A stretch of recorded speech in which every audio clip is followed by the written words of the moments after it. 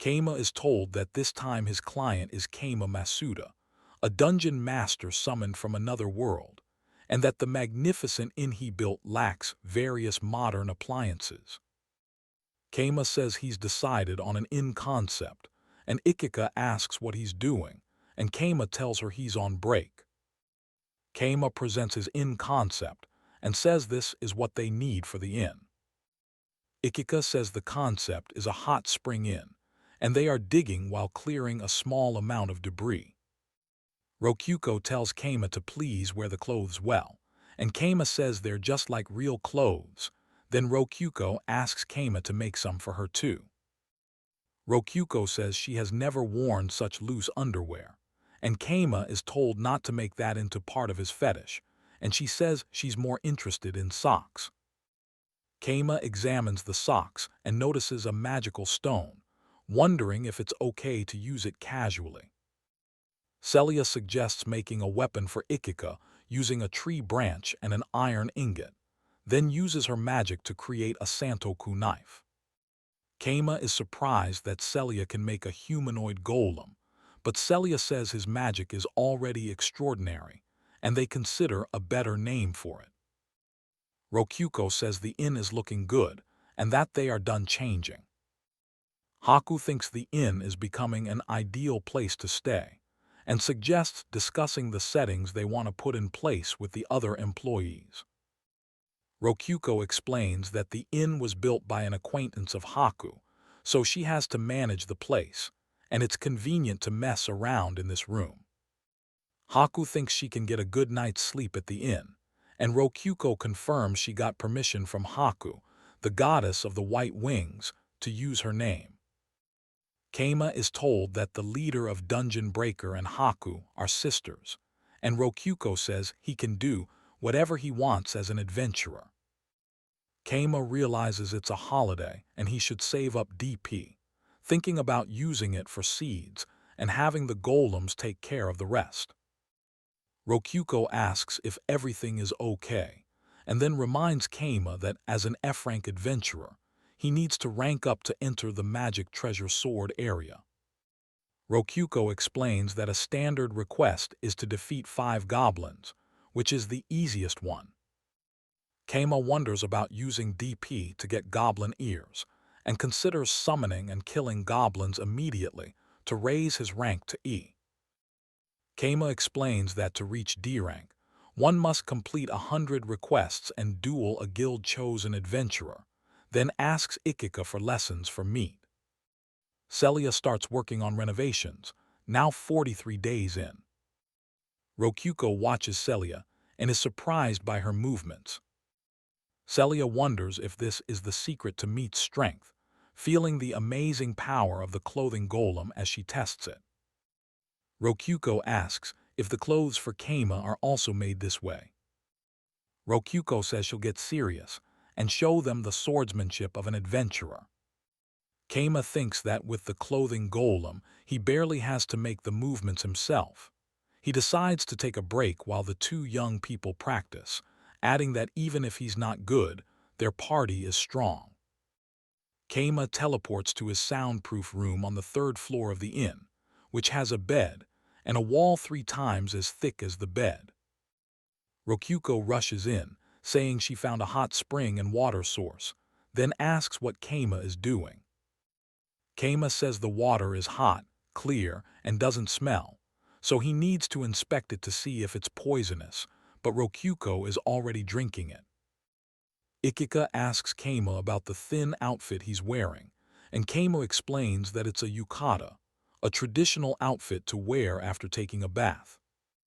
Rokyuko enjoys her first bath in a different world, wondering if the onsen will take off, before noticing Ikika is already undressed. This page shows the table of contents, including business challenges, management pondering, monsters, and an employee's worries. The illustrations depict Rokyuko, Keima, Ikika, Meat, Ridra, Etetsu, Celia, and Haku. The panel is mostly filled with indecipherable text and symbols. This panel contains translators' notes and credits from various members. More translators' notes detail the work, and deadlines involved in producing the chapter. The chapter title is Lazy Dungeon Master, Dungeon Sleep and Forever. Keima wonders if he massacred everyone around him. He realizes this dungeon is already finished. Keima recalls sleeping when someone asked him to wake up. Rokyuko asks if he is listening, warning that he will regret not paying attention to her explanation about being summoned to another world. He is told there is magic in this world, but its civilization is not developed. Celia is successfully summoned, but the summoner is confused why a human appeared instead of a monster. Rokyuko is shocked that the summoned monster is talking, deciding to make it work until it dies. Haku tells Celia to stand up and massacre the bandits, saying that since she spent 1,000 DP, Celia should be strong and smart. Rokyuko explains that this is the master room within the dungeon core, from where she can issue orders to the dungeon. Haku asks if Celia is calling humans small fries and reminds her to call her master. Celia replies that she is not human, just taking human shape, and asks Haku's name. Haku says her name is hard to say, but it's Rokyuko, then introduces Keima. Rokyuko confirms that Masuda Keima has been established as the dungeon master. Keima realizes that, as the dungeon master, his orders are absolute, wondering if he has stumbled upon the ideal no-work life. Rokyuko knows Keima is thinking of leaving all the work to Celia so he can live a life of leisure, calling it a scummy way of thinking. Keima opens the dungeon master menu, realizing he can spend DP to manage the dungeon, summon monsters, and create items. Haku is surprised, and Celia glares at Keima, who tells her she's cute when she's not talking. Celia insists that if she wants to say something, she'll say it, wondering how the dungeon is doing. Meat calls Rokyuko an idiot and asks why he became her master, demanding she cancel the order. Celia is teary-eyed and tells Keima that if she became a dungeon monster and he died, she'd probably die too.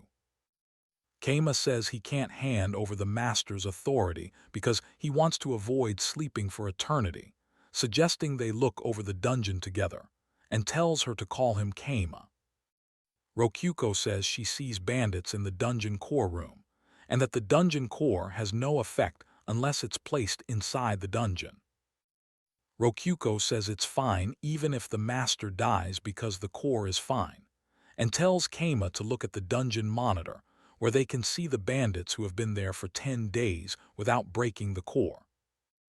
Someone off-screen says they're surrounded but asleep, and Rokyuko explains that they get DP while invaders are in the dungeon, saving up 1,000 DP in 10 days. Rokyuko wonders why Keima can't be a dragon, saying the summoning is like a gacha game, and Keima says he could even summon himself from another world if he had enough DP. Rokyuko asks how she looks, saying this form saves DP at 10 DP a day, but Keima prefers her previous look as she transforms into a little girl. Keima wakes up, asking about the bandits and how long he slept, and Rokyuko tells him it's 8 a.m., meaning he slept for 9 hours and got 34 DP. Rokyuko explains that goblins don't use DP, and she scolds Keima for considering breaking the core, then summons a goblin. Haku asks Keima about the dungeon and the surrounding area, wanting to know if there's a town at the foot of the mountain, and whether they can defeat the bandits for DP. Keima says they could beat one bandit with 10 goblins, but he wants to save DP, telling Rokyuko not to waste any more points, then asks if the monsters need food. Keima provides bread and water for the monsters, and Rokyuko mentions the bandits didn't destroy the core because it's warm and they're using it as a heating pad.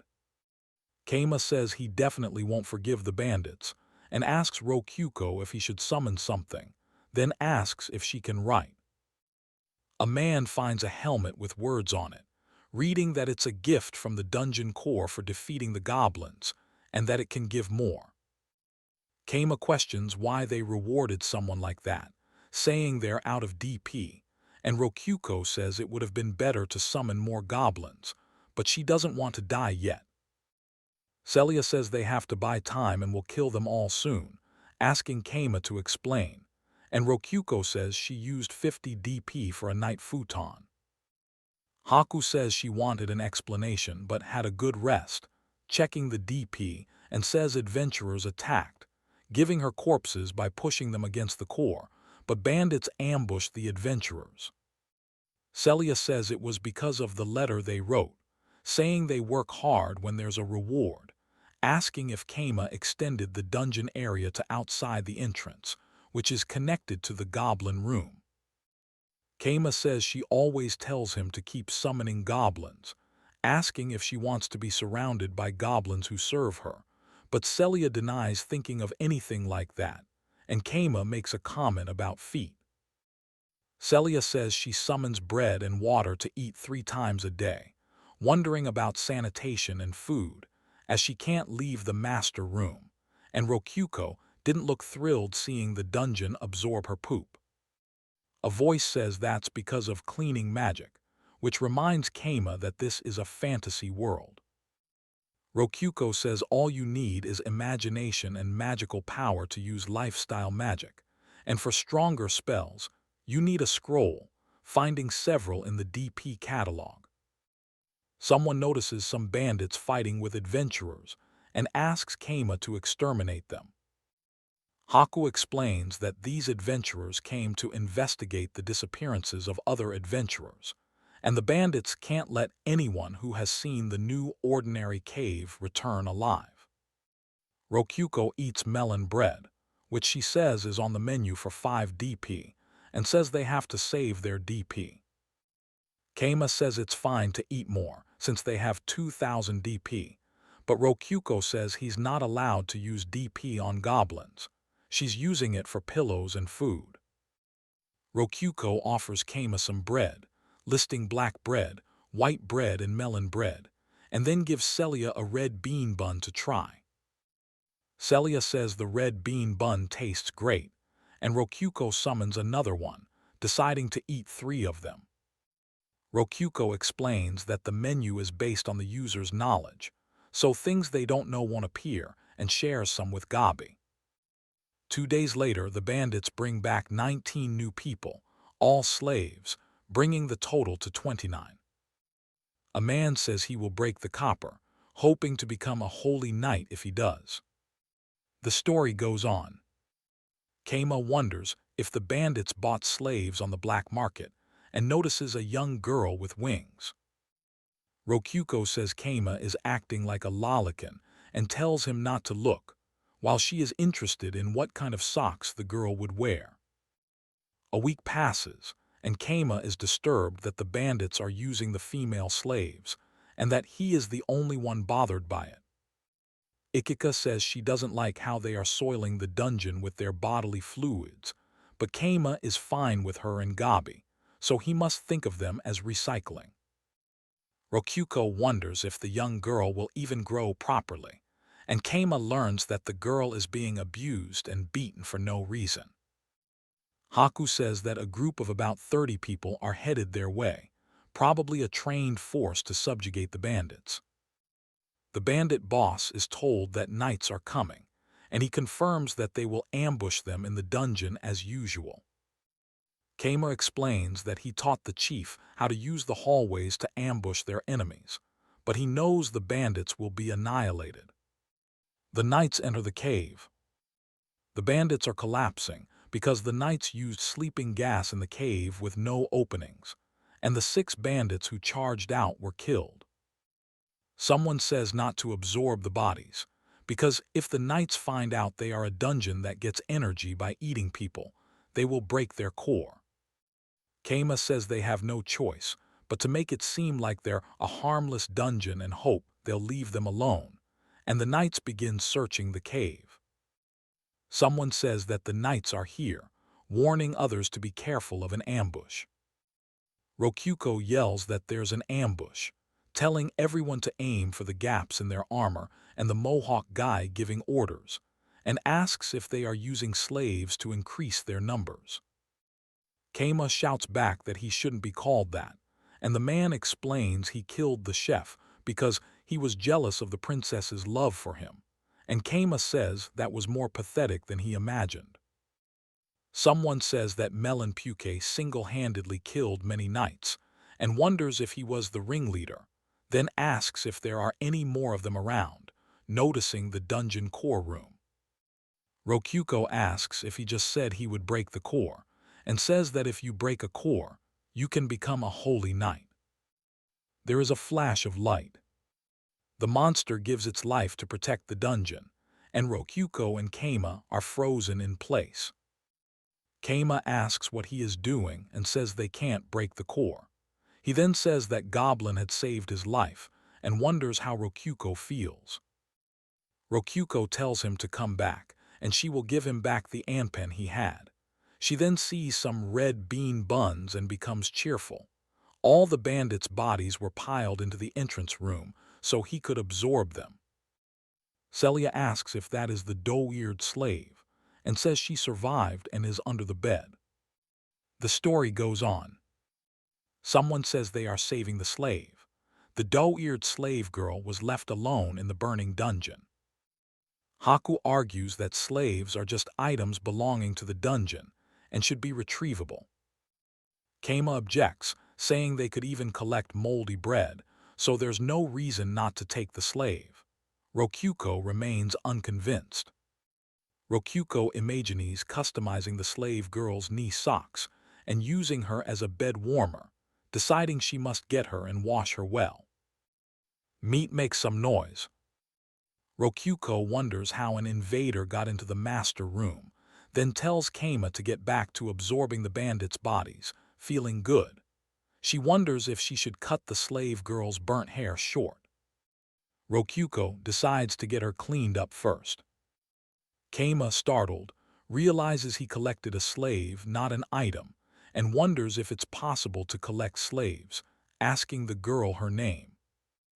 The girl says her name is Meat, and Kama decides to figure out what to do with her after the knights leave, letting her rest for today, as he got 14,000 DP from the bandits' deaths and the knights' income.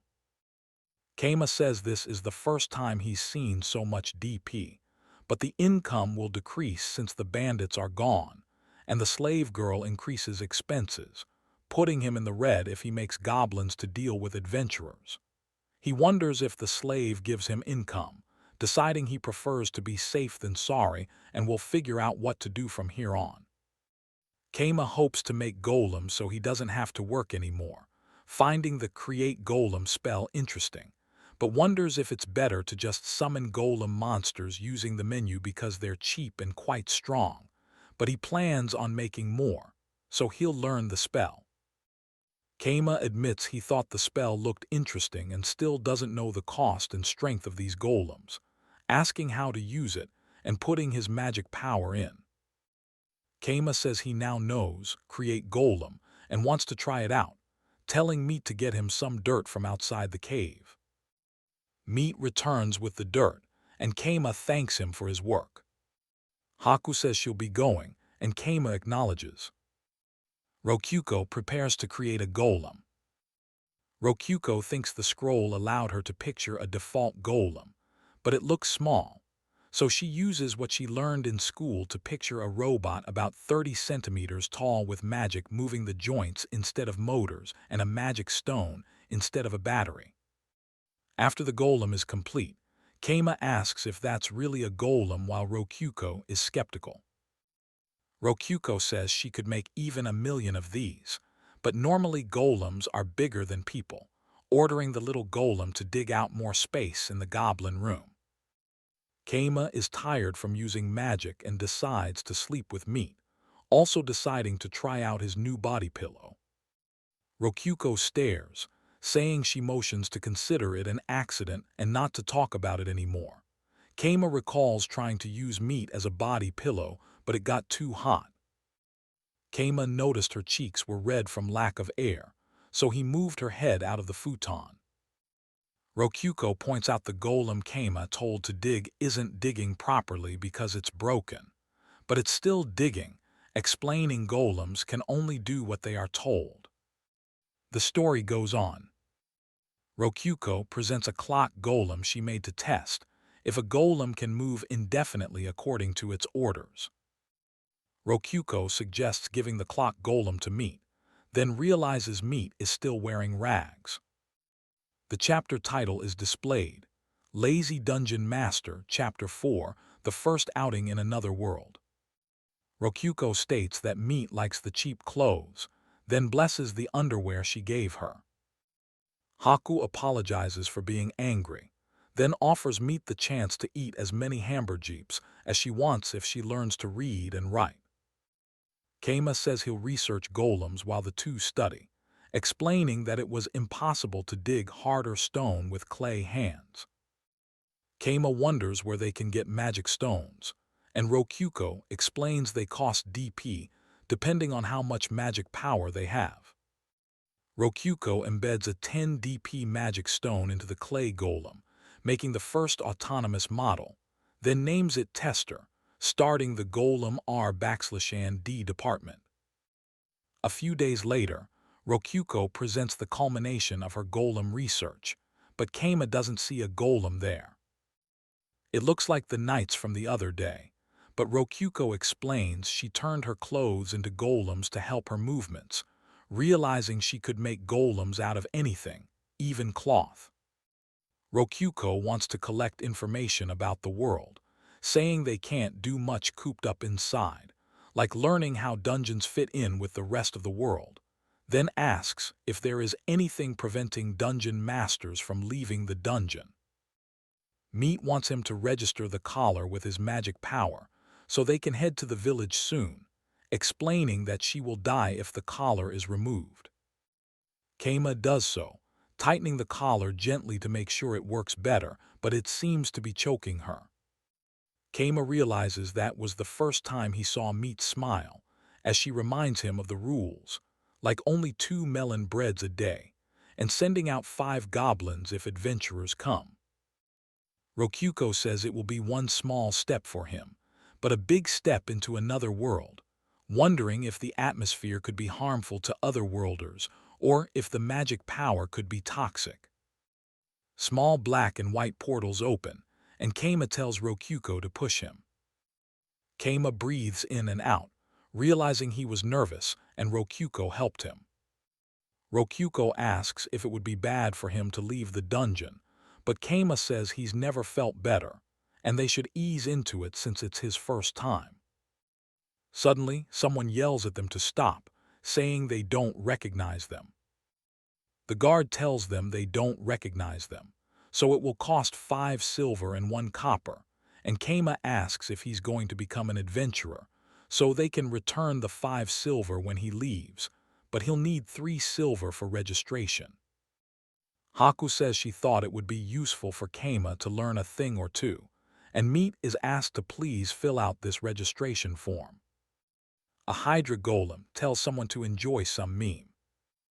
The Hydra says they embedded 10 DP magic stones into the clay golem, making the first completely autonomous model.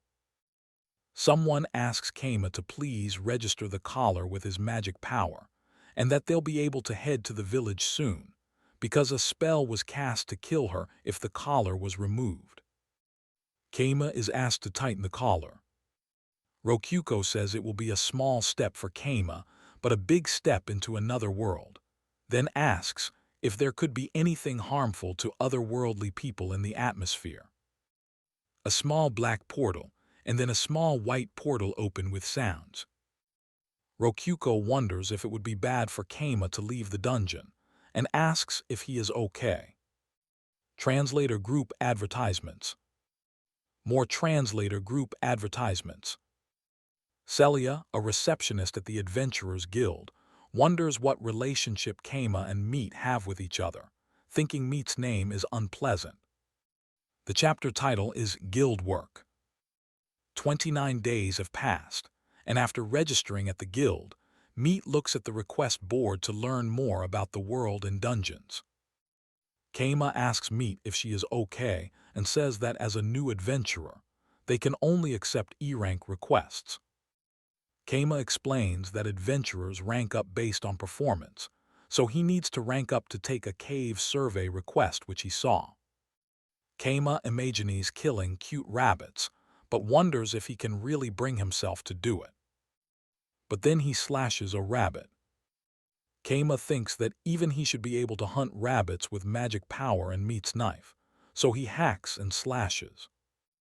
Haku tells the rabbits to stay still so she can hit them, wondering how Meat is doing on her end, and Meat replies that she will catch one alive. Rokyuko is amazed that Haku caught 10 rabbits so quickly, saying that she is better than she thought. Meat held down the rabbit for Keima, so he was able to hit it, and he gets the full reward, ranking up to F1. Keima thanks them for waiting and asks what's wrong, but Meat says the request is gone. Keima asks when the request was taken, and Ikika says that the dungeons around here are D rank, so an F rank shouldn't worry, but Keima asks if Rokyuko isn't a normal dungeon, and the girl replies that she cannot tell him who took the request. Rokyuko explains that dungeons have a boss and a core, and the boss protects the core, comparing herself to a demon king. Rokyuko says that breaking a dungeon core makes one stronger, but it's punishable by death if the guild manages the dungeon, and Keima asks Celia to appraise something. Keima checks the DP exchange rate to buy a dungeonology book from the DP menu. Haku wonders about the exchange rate and realizes adventurers could be at the core, so Keima tells Meat they're heading back to the dungeon. The clothes golem carries Keima back to the dungeon, where he finds Haku having tea. Rokyuko introduces herself as Dungeon Core number 89, Haku of the White Labyrinth. This panel is just Scanlation Group credits. This panel is just Scanlation Group credits. This panel is just Scanlation Group credits. Haku says the scene that greeted her eyes as she came out of the forest was Keima elegantly sipping tea at a white table and chairs. Rokyuko introduces Keima to Haku. Rokyuko mentions that they got to the part about the bandits and that the free melon bread tasted great. Keima asks Rokyuko what she told Haku, and Rokyuko says not to tell her too much, as she could be an enemy and might summon monsters. Haku thinks that Rokyuko is preventing herself from growing as a dungeon core and might have hidden intentions. Rokyuko tells Haku not to say any more, as she might accidentally leak information. Rokyuko explains that the bandits are gone because the knights took care of them, estimating the reward at 10,000. Haku realizes Keima isn't from this world and introduces herself properly. Haku declares that she operates the White Labyrinth and is Dungeon Core number 89, also known as Haku. Keima is impressed by her formal introduction and introduces himself as well. Keima introduces himself as Masuda Keima, Rokyuko's dungeon master.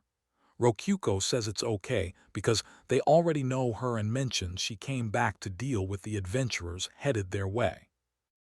Haku explains that the reports from the knights made her uneasy, revealing that she is an A-rank adventurer, and asks Keima a direct question. Rokyuko stares and thinks that Haku feels like God's vanguard. Keima remembers meeting a god when he arrived but doesn't recall anything about a vanguard, so Haku uses lie detection magic to confirm he's telling the truth and asks about a specific term. Haku tells Ikika she wants to speak with Keima alone, so Ikika agrees to talk later. As Haku stands, Rokyuko notices the way her dress accentuates her figure and finds her stunningly beautiful. Rokyuko asks Keima to quit being a dungeon master, but he refuses. Keima says he would never give up being a dungeon master, especially since this world's beds are awful, and Rokyuko asks him to release his absolute command over her and go kill himself, but Keima wonders if she can even release her.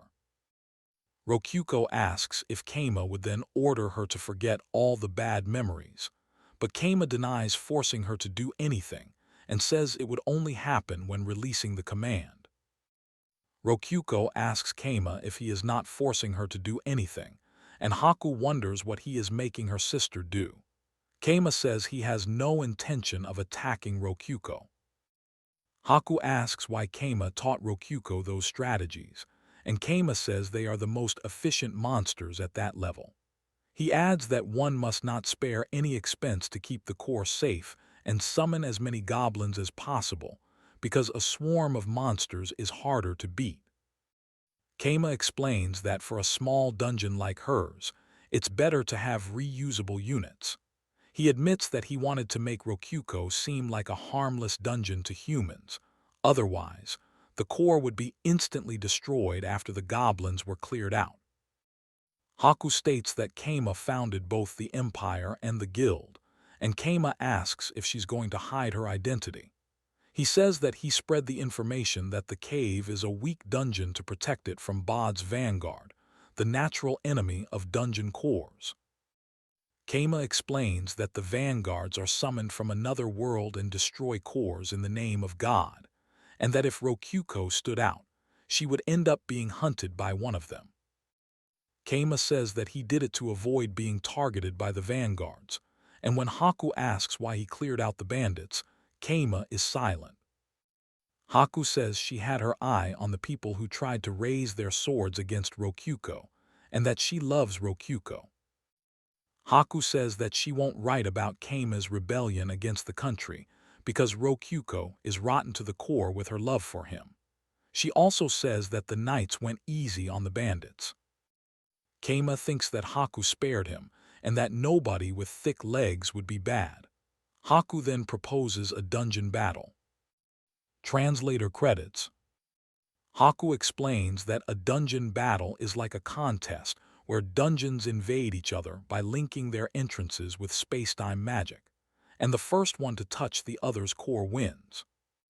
Haku says that if Kama wins, he can keep the dungeon points, and she'll even add another 100,000 DP.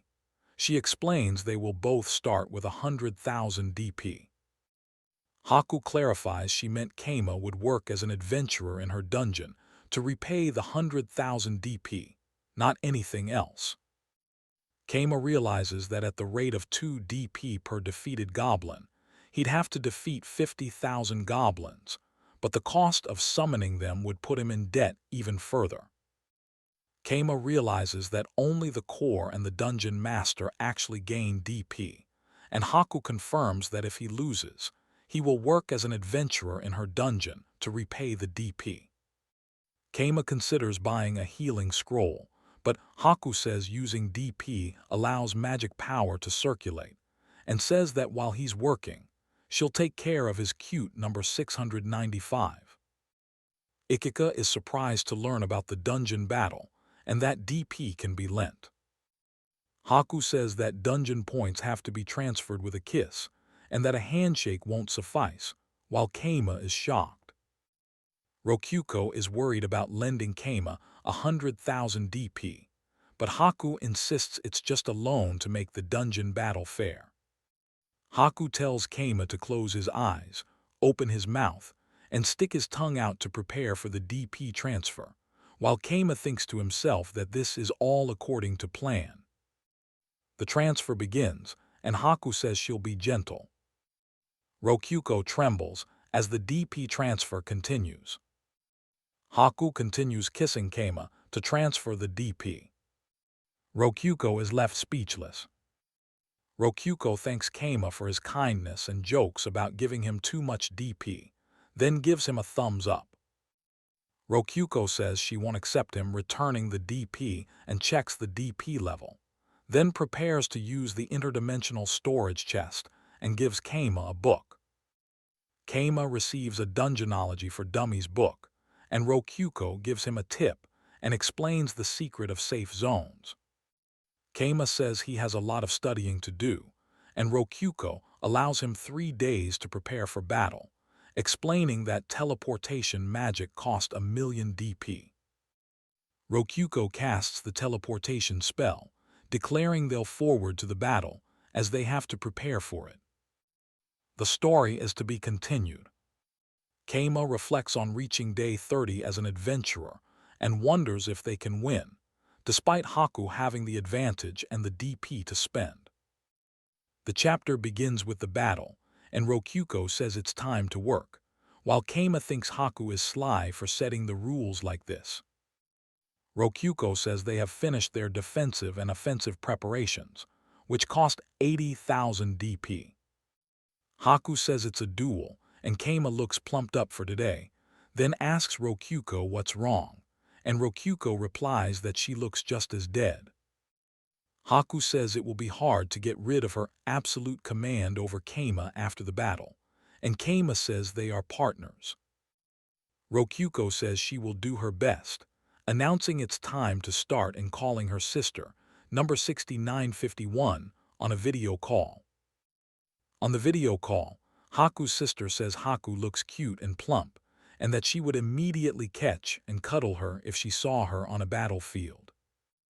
Rokyuko says her sister's thoughts are beautiful, and that it's time for the dungeon battle to begin. Keima opens a portal to the dungeon. Rokyuko says her preparations won't lose so easily, noting the clay golems are easy to maintain and stockpile.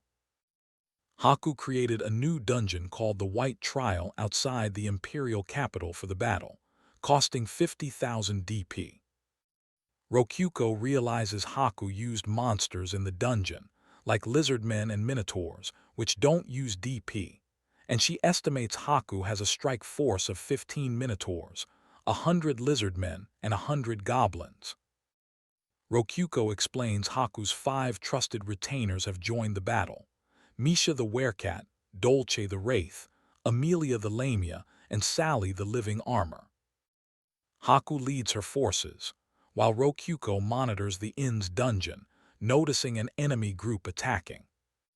Rokyuko is surprised to see about 200 enemies, more than she thought had passed through. Keima corrects her, saying they aren't golems but gray rats, not even monsters. Celia is present during the battle. Rokyuko and Haku are ready for action. This panel is just translator credits. Rokyuko says things are looking bad, as Haku's team is rattled by the invading horde of rats, and they have to protect the dungeon core. Haku notes the golems are carrying wooden boxes full of gray rats, and it only takes one rat touching the dungeon core to lose. Meanwhile, on Keima's side, Rokyuko remarks that the map is filling in quickly, but Keima says not to count on winning just yet.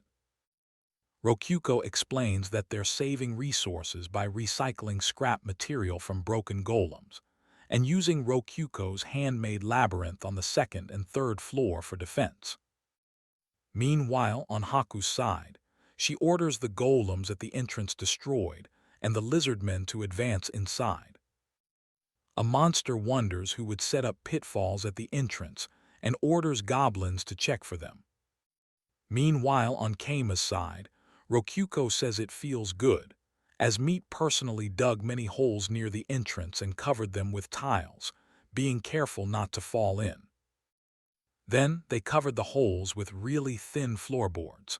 Keima says the golems make construction easy, and Meat moans with pleasure as it works with the floorboard golems.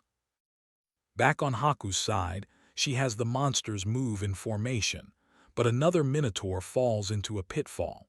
She realizes it's a target-dependent pitfall, but quite expensive. A woman realizes it's selecting by weight, which saves DP, and orders the monsters to check for hollow spots as they advance, tasking the goblins with this job, as the 1st floor has been cleared. The enemy has reached the 3rd floor, but the fire traps have stopped the rats in their tracks. Rokyuko mentions no maze can compare to their white labyrinth. Keima orders the goblins to split into scouting parties, saying mazes aren't that useful in dungeons since you only need to find the correct path once. A goblin approaches. Rokyuko notices golems roaming the floor, including 5 B-rank golems. She sees the back golems supporting the swordsman golems with bows, realizing the golems are imitating adventurers, which the goblins can't handle. Rokuko orders the goblins, lizardmen, and minotaurs to engage the enemy. The golems cut through the lizardmen's equipment with magic swords. She wonders if they equipped the golems with swords for efficiency, since they only had 100,000 DP. Someone is surprised, wondering if that was Kama's plan, but then notices a wall that shouldn't be there according to the map. They realize it's a trap and wonder if Kama used a hidden labyrinth, but they think he only had 100,000 DP, so he must have used it only in key areas, costing about 50,000. Haku guesses the trap cost 50,000 DP. 2 days ago, Kama was manually digging out the floor and decided to use DP to get it over with. Rokuko wants to bet as much golem material as she can. Kama uses a potion since he is the only one who can use the map function and can be relied on to do the job. Kama says he made golems non-stop. He explains that instead of remodeling the dungeon with DP, they used the golems to dig, using the dirt to make more golems. He says iron costs 15 DP, stone 0 DP, and he only spent 5,000 DP to make each floor. The golem swords only had steel edges, making them vibrate at high speeds. The bows were natural wood, costing 0 DP. Someone shouts that the wall golems weren't found out. Kama explains the feat allowed him to use them on the ceiling, and if they add wheels, they can make them go in circles. He reveals the wall golems are as thick as the floor golems, needing no magic stones and costing 0 DP. Someone says they finally made it through the labyrinth, reaching a giant door at the end of the second floor above ground. Celia didn't think they'd have to go up all the floors after going through the basement maze. The Hydra reports that over 150 rats are left, reaching the White Trial's third level and dodging the traps. Ikika says that mere rats won't be able to beat the dungeon boss, the Red Minotaur, and focuses on offense, reading the inscription on the pedestal in front of the door, asking how to divide 1 silver coin among 3 people. Rokuko says the answer is to convert the silver coin into 100 copper, give each person 33 coins, and give the remaining coin by lottery. Rokuko celebrates, saying there is no way something like this could stump their master. Kama reports that 2 minotaurs just died and 1 broke its ankle. 3 lizardmen also fell but are unharmed, and the goblins are no good. Kama says they have lizardmen and 12 goblins left, suggesting they only send 1 goblin this time, and have the injured minotaur stuffed as a reminder of his humiliation. Rokuko reports that the 4th level has been breached and insists on only sending goblins from now on. The panel is just translator credits. Kama says that Haku is so smart that she overthinks the puzzle, but she actually solved it in 3 seconds. Rokuko suggests dividing the rewards based on individual contributions and putting the remainder in a communal fund. Haku is defeated, lamenting that each answer she thinks of is wrong.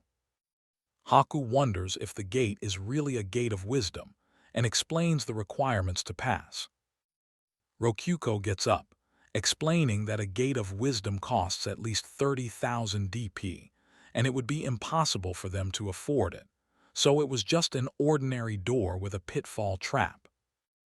Chloe is praised for her cunning, with Rokuko noting how labyrinthine Kama's mind is. Haku decides to break the door, but Misha seems to sense something is wrong, saying the answer is easy.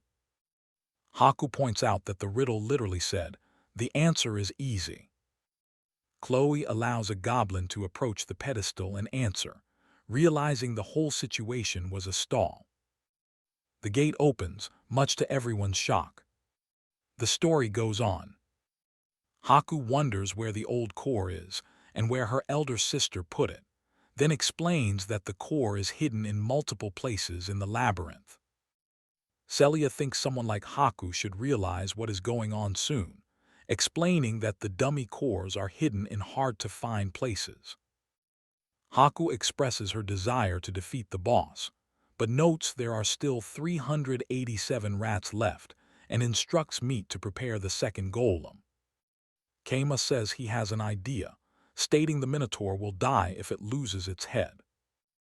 Rokyuko considers buying a strong weapon before they lose people to bad ideas, but Keima says they just have to aim for its head and stop it from breathing fire.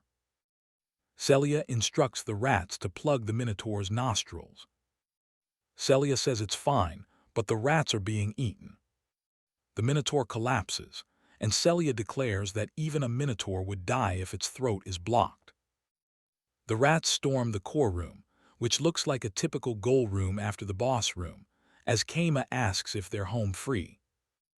Rokyuko is shocked that Chloe the butler is personally defending the core. Rokyuko realizes that they've come across the real final boss. The story goes on. Chloe says it was just in time, and they haven't lost yet, so the attacking units should continue their search. Chloe summons a wall of fire, telling the rats they shall not pass. The firewall spell summons a wall of fire at a desired location, and the wall will disappear after some time. Rokyuko is shocked that the rats pass through the advanced firewall spell, as there are no gaps in it. Chloe says that as she thought, they're coming.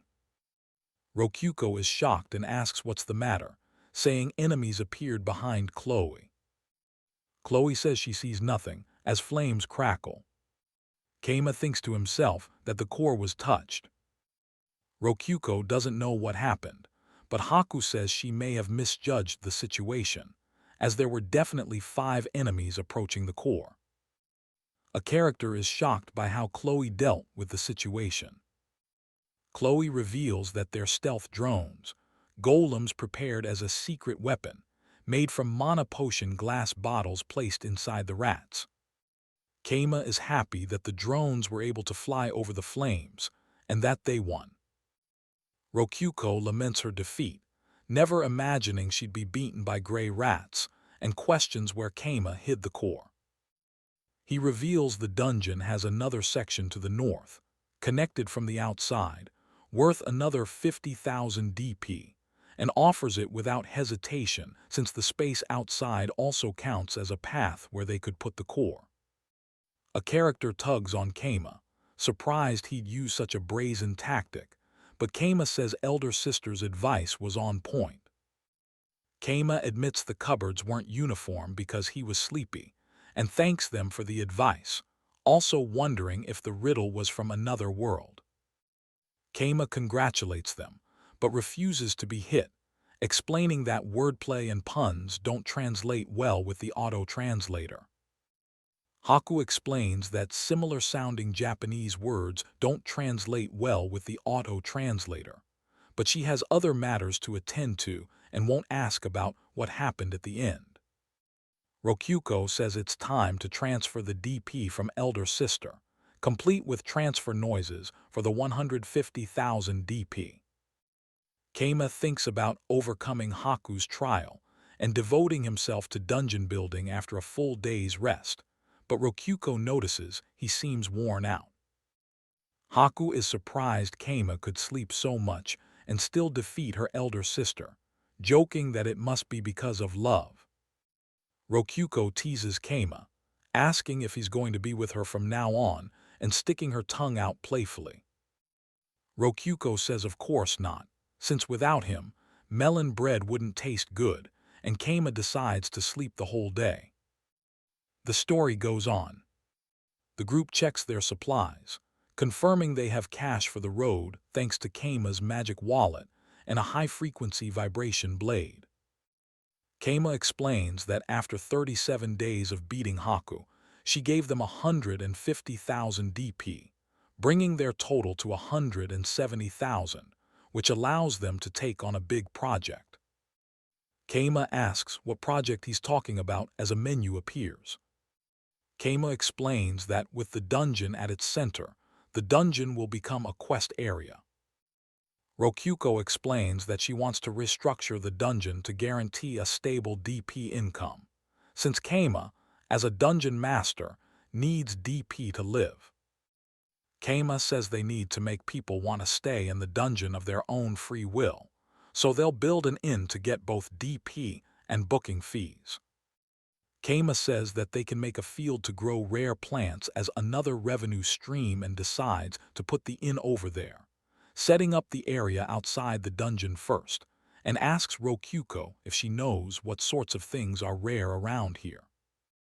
Kama wonders about the innkeeper and workers, since the only possible workers they have would be two little girls, and they can't have golems and girls deal with customers, so they need more people, not to mention kitchen staff, and he's not going to work. Rokuko asks if she isn't enough for him, or if he'll buy a new slave, but then suggests using contract magic on the villagers to prevent leaks, saying she can do things for the dungeon now that she's learned to write, but Kama decides he'll head to town to buy some slaves. Rokuko says she'll become a better bed pillow at night, but Kama tells her to calm down and promises he won't sell her since he bothered saving her back then, and she already knows about the dungeon, so there's no way he'll let her go. Rokuko asks if he knows that she can still be his slave after she dies, because there is a magic called necromancy, and Kama cancels the purchase. Kama says that since he's going to the city, he decided to use the extra DP they had on hand to learn a few spells, and he's worried about nobody coming to the dungeon, just rats and golems, and reveals that he's not going alone. A girl points out that only newbie adventurers would come to the dungeon, and someone has already released an advisory against interfering, so she's excited to visit a human settlement for the first time, but Kama tells her to prepare first. Kama says he'll learn all the elements since you never know when they'll come in useful, noting that these are scrolls for elementary magic and Haku recommended getting an intermediate spacetime spell. Ikika asks why he's putting the bedding in the spell, and Kama explains that it lets him store and transport things, adding that he's storing bedding because the town's beds are too hard, and that the contents are unaffected by time, so food won't spoil, and that he's also storing her bedding, and that storing things here prevents theft. A man welcomes Kama, asking who the girl beside him is, and asks if Kama could register her as an adventurer, noting that Kama seems to get along well with her, and Kama says he'll ask about slaves later. Kama says Haku made him promise not to allow a man into the dungeon, and asks where slaves are sold, and the receptionist says it depends on what type of slave he wants, recommending experienced women. Celia notes that this is the slave shop, and that it's a surprisingly normal-looking mansion. Kama wonders if he'll be sold here too, noting this place is much fancier than where he was. A man introduces himself as Dakosp, the shop owner, and asks what kind of slave Kama wants. Kama says he wants a woman with thick legs and knowledge, and as cheaply as possible. Dakosp says to wait a moment, surprised that thick legs was a requirement. A woman arrives, saying she'll present the establishment's finest wares. A slave asks if Kama is looking for a slave, squeezing the shop owner. The owner tells her not to speak out of turn. The shop owner apologizes, saying this one is quite a handful, but the cheapest at 60 silvers, explaining she became a slave due to debts from her appetite for food and gambling, and was returned once for injuring her previous owner. Kama asks what happened, and the shop owner says she was told to eat up, and presented with the owner's sausage, which she bit, adding that she'd do anything for the sake of sleep, which Kama thinks is a boisterous attitude for a slave. Celia thinks it's a good deal since they have good food, but the slave tells Kama to haggle the price down to 45 silvers. The shop owner gets angry, but Kama says he'll buy her for 50 silvers. Rokuko asks what her name is, but the shop owner says the owner chooses the slave's name. Then the slave says she's called Meat Senpai. Kama asks if that's really true and what her previous owner called her, but she says she was also called Meat. Rokyuko suggests giving her a different name and suggests Ikika. Ikika says that's a good idea and Rokyuko welcomes her aboard, then asks if she's registered as an adventurer, and Ikika says she used to be C rank, but she has to start over. Ikika shows her slave collar, which acts as her ID, and Keima notices a quest for rabbit hunting on the board. Meat says it's fine for her to do it, since they're just rabbits, and asks about draining the blood. She explains that draining the blood makes the meat taste better, then asks if she seems like a demon of gluttony. Celia is silent. Rokyuko shows how to drain the blood from the rabbit, and Ikika is impressed by her speed and skill, attributing it to her beast-person advantage. Keima tells Meat to stay with Rokyuko and the rabbit, then says he's heading out. Rokyuko agrees to stay with Meat. Ikika practices draining blood from a rabbit. Keima calls out, saying they're heading back. Rokyuko suddenly appears covered in blood. Keima is shocked and asks Rokyuko if she's all right. Rokyuko explains that goblins appeared after Keima left, so she took care of them. Keima says there might be a goblin-related quest, and that's why Rokyuko is covered in blood. A girl says they should stay at the Cuckoo Inn and share rooms to observe Keima closely. Keima suggests they eat, and the girl offers to test the food for poison first, saying she likes to see her workers happy. Rokyuko says Keima can have the bed, and she will follow him for life. Celia says she will sleep on the floor, as she won't compromise on sleep. Ikika is at the guild bulletin board, and tells Keima she has a request for a cave. Rokyuko complains that the quest reward is too cheap, even though she got them lunch boxes. They return in 6 hours and 32 minutes, and Ikika is happy with their time. Meat asks if an empty field is their base, and Keima tells him to just come in. Meat realizes it is a dungeon, and Rokyuko dodges traps left and right. Rokyuko is proud, and Ikika says it's quite different from what she heard, explaining that the dungeon underwent a transition. Meat asks if odd jobs includes being a meat shield, but Keima says he just wants him to work at the inn. Rokyuko is asked to collect the group, and she wonders if she has to go down to each room. Haku is suddenly teleported. Haku finds herself in the master bedroom, exclaiming that it's her bed and she's tired. Keima says he is a dungeon core, and Rokyuko is also not human, but a dungeon core lady, surprising Meat. Rokyuko explains that if she obeys Keima, that makes him the demon lord, and Ikika's guess was on the right track. Keima says no way, it's a pain they stand out too much, and heroes will come along, saying he'd rather sleep anyway. Someone rushes out of the room. Keima says he isn't from this world, and asks if Ikika is up for the job. Ikika is surprised, realizing she slept longer than Keima, while Keima wonders what the golems are doing.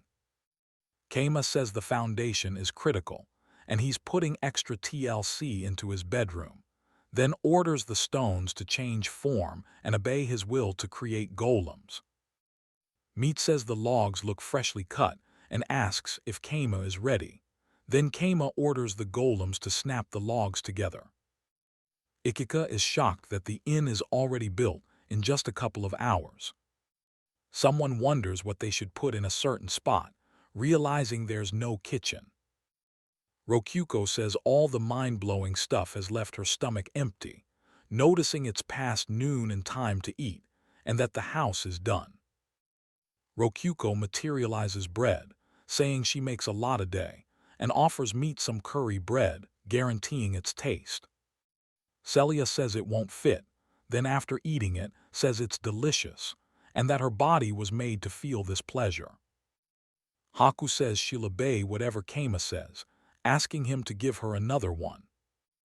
Keima remarks that the house built by him lacks common things needed for everyday life, while Ikika wants to sleep all day. Keima says he's the one making the inn's concept as Ikika continues to be lazy, while golems work hard on construction.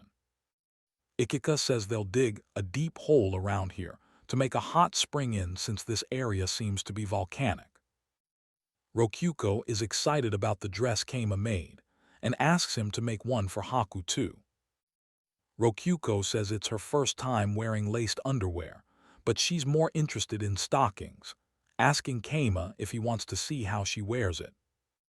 Keima is flustered by Rokyuko's words, then notices the enchanted equipment, non-weapon equipment that can cast magic effects.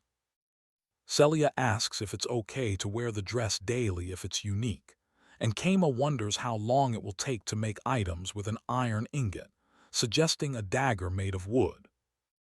Keima explains that the create golem skill can only make humanoid golems, and that his skills are unique, so he renames the skill.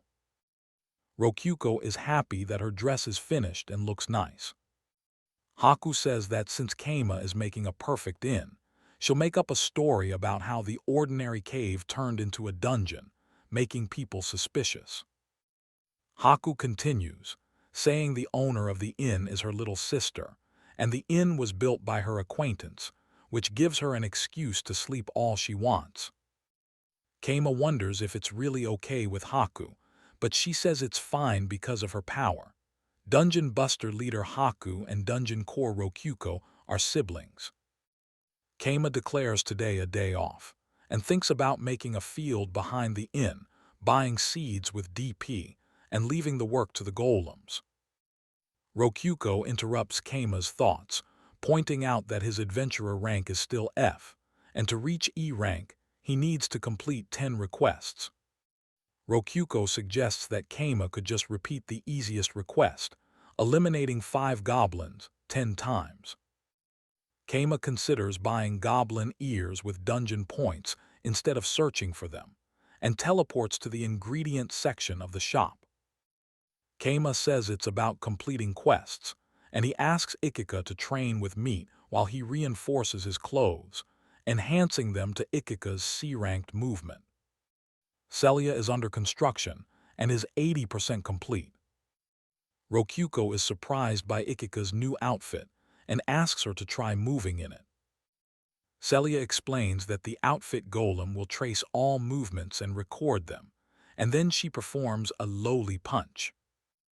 Rokyuko says she will try some movements for Keima, and Celia tells her to count on her. Rokyuko says she will be serious from the start, and shows her true sword skill from when she was an adventurer. Keima says it feels good that he doesn't need to do the motions himself, and teleports to his room in the inn for a break. Haku says this is her room on the 3rd floor of the inn, with thick walls and perfect soundproofing, and she's made the perfect sleeping environment. Rokyuko yells that they've dug up a hot spring, and asks what Keima is doing.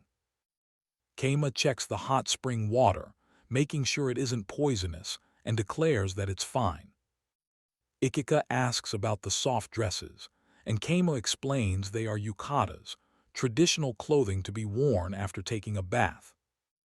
Ikika enjoys her first bath in this world, but then realizes a little girl is also in the hot spring and taking off her clothes. Rokyuko enjoys the hot spring. Keima explains stepping massage, as Meat enjoys his time. The story goes on.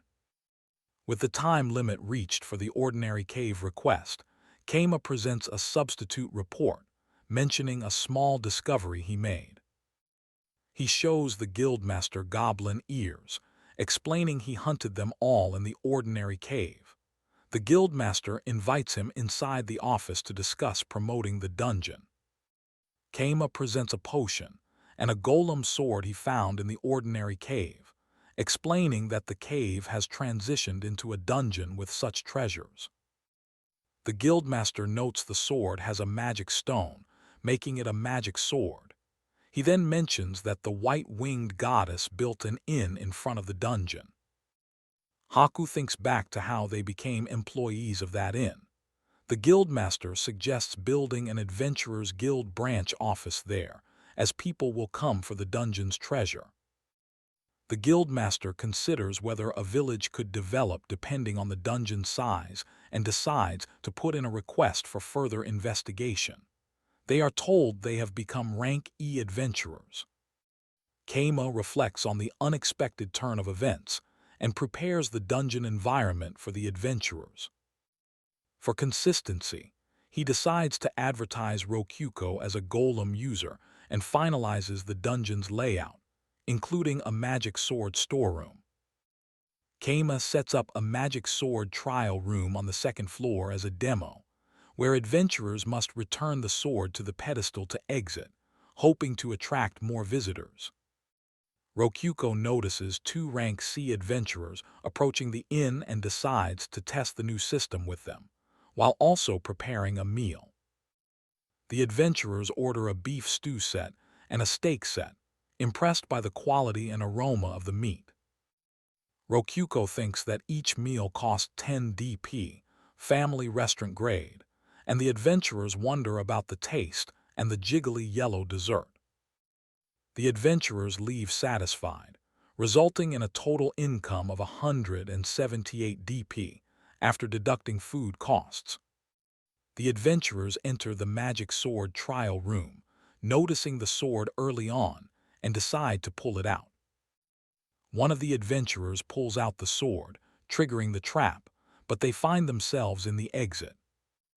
Kama notices the DP income has doubled because they are trapped in a locked room, wondering why they don't leave the trial room, as the adventurers are still confined for the third day, earning them 240 DP each day. Rokuko wonders why they want to stay inside so much, while Kama observes one of the adventurers using his own sword, but it doesn't work, and wonders if they should keep them locked until they die, due to the high DP gain. Kama enlists Ikika's help to test the system further, which triples the DP income, clarifying that a room locked with a key doubles the income, inside a jail triples it, and inside a locked jail multiplies it by 6. The adventurers are still trapped after 5 days, with one of them realizing the golem sword is broken after trying to break the exit. Rokuko is alerted that there's a guest, but is nervous about handling it, as the guest is the receptionist. The receptionist introduces herself and requests collaboration on building a branch office for the Adventurers Guild. The receptionist explains that she wants to build the branch in front of the inn and needs help with meals and lodging, also requesting Kama's party investigate the ordinary cave, where other adventurers went missing. Kama accepts the request, planning to continue improving the dungeon with the DP they earn, while Rokuko prepares to use the DP she received for a gacha pull. Rokuko immediately uses 10,000 DP for a gacha pull, hoping for something good, while Kama worries about what she might summon. The magic circle shrinks, and Celia wonders if the gacha pull failed. An egg appears, leaving everyone curious. A book titled Hakuni-sama See the Lodging is shown, including topics such as fair prices, breaking into a neighbor's dungeon, and ways to capture a dragon. The book lists characters, including Rokuko, Kama, and more. Chloe, Haku, Meet, Celia, and Ikika are also listed as characters in the book. Haku wonders if the egg will hatch if they leave it alone, deciding to observe it for now, and Ikika is told not to eat it. Kama practices his magic, attempting a fireball spell, but finds it inefficient to self-translate. He notes a guild request to rescue Yuzo and Muzo from a dungeon and looks forward to negotiating the reward. Rokuko asks for compensation for the magic sword used in the rescue, suggesting 2 gold coins, equivalent to 2 million yen. The rescued adventurers, Yuzo and Muzo, agree to pay as soon as they get to Tsuya, adding 2 more coins, relieved to be saved. Rokuko calculates their income, 2,650 DP, 42 gold coins, silver, and copper. She is glad they kept the adventurers alive, noting that the DP income is much better than the inn's. Haku arrives suddenly, announcing that Rokyuko's new dungeon name has been decided. Haku declares the new name Cave of Desire, explaining it replaces ordinary cave. Rokyuko expresses her thanks, glad the lower rank limit was set to E. Haku expresses that they will be the inn's first client, and Rokyuko orders Chloe to dispose of the 3 previous clients, asking for forgiveness as Haku is technically the 4th. Rokyuko leads Haku to the inn's best room, designed to amuse rank adventurers, noting the meal will be prepared by Haku and asking how much she thinks one night is worth. Rokyuko describes the room's elaborate structure, luxurious bedding and bath, mentioning that they currently charge 1 gold coin for an A-rank meal, but are unsure if they should change the price. Chloe asks if they should start, pointing out the clock, stylish windows, carved furniture, and hot and cold water source, while Rokyuko wonders how much it would cost in DP. Rokyuko says the room is better than the Holy Kingdom Hotel suite and spots a massage chair. Rokyuko explains the massage chair's motion was inspired by meat, and it's a golem chair that massages the whole body when a bronze coin is inserted, demonstrating its effects. Keima, having fallen asleep, wonders if he can borrow the chair and suggests they eat dinner, noting the hot spring was built separately from the water source, and asks if they are mining orichalcum. Keima wonders about the bell mechanism for calling the staff. Haku's meal is brought, and she asks if others want to eat with her. Rokyuko presents the rank A dinner, the avarice set, complete with cream soda and various dishes. Rokyuko describes the hamburger, noting the high-quality meat and flavorful sauce. The others comment on the stimulating taste of the cream soda and the unique flavors of the fried shrimp and corn cream omelet. Haku expresses her satisfaction with the meal, saying the avarice set is a fitting name, and asks if she can keep the flag as a collectible item. Rokyuko asks Haku if she has tried the hot spring, inviting her to join her for a bath. Haku enjoys the bath. Meat returns to his room and finds Chloe missing. Meat wonders if an assassin could have got to Chloe without anyone noticing. Rokyuko begs for forgiveness, explaining that someone asked her for something. Meat finds something amazing in the bed, something that even a succubus like Chloe would be charmed by. Meat examines the cotton blanket and understands why Chloe was charmed, suggesting Haku use it. Celia says that Rokyuko invited her to sleep in the bed, and she fell into a blissful sleep, grateful to Keima. Rokyuko is shocked by the room charges, 25 gold coins for a superior pillow, and 50 million yens for the top-class bed. Rokyuko explains that the food costs 5 million yen per meal, and she doesn't know how to demand that many gold coins. Meat explains the cost of the ingredients, shipping, technology, DP, and personnel involved in making even a simple cream soda. Rokyuko realizes that her calculations were wrong, and the price Ikika suggested was right, asking if Keima wants to tip her with DP or money. Haku tells Rokyuko to open her mouth. Rokyuko feels like today isn't a kissing day. Keima tells Rokyuko there are other ways to kiss. Rokyuko sees a phoenix egg and asks what kind of egg it is, saying their meat is delicious. Rokyuko asks how the rebirth works, then asks if she can borrow the massage chair as repayment for Haku's information. Haku asks Keima to give it to her for free, then offers useful information. Keima says there's another dungeon on Mount Suya and asks if Haku knows about it. Haku explains the dungeon is called Flame Cavern, run by a salamander-type monster, and that a red dragon nests on Mount Suya. Haku says the monsters collect shiny metals and don't attack much, also warning that the base floor of the Flame Cavern is too hot to walk on without boots. Celia says she wants to prepare countermeasures and Haku prepares to leave. Keima mentions he got around 100,000 DP recently. Rokyuko asks if it's okay to test if the phoenix egg really revives, comparing it to a boiled duck egg. Keima decides to bake the phoenix egg to hatch it, then plans to check on the automatic golem excavating the mountain. The golem expanding the dungeon has reached an underground hollow full of fire and lava, which Keima identifies as the Flame Cavern. Keima orders the golem to build a wall to close the hole and retreat, warning of danger. Rokyuko says the thin wall won't hold, so she prepares to intercept and buy time, planning to use DP to destroy the ceiling and fill the passage with a bottomless swamp and spear traps. Rokyuko's efforts seem ineffective.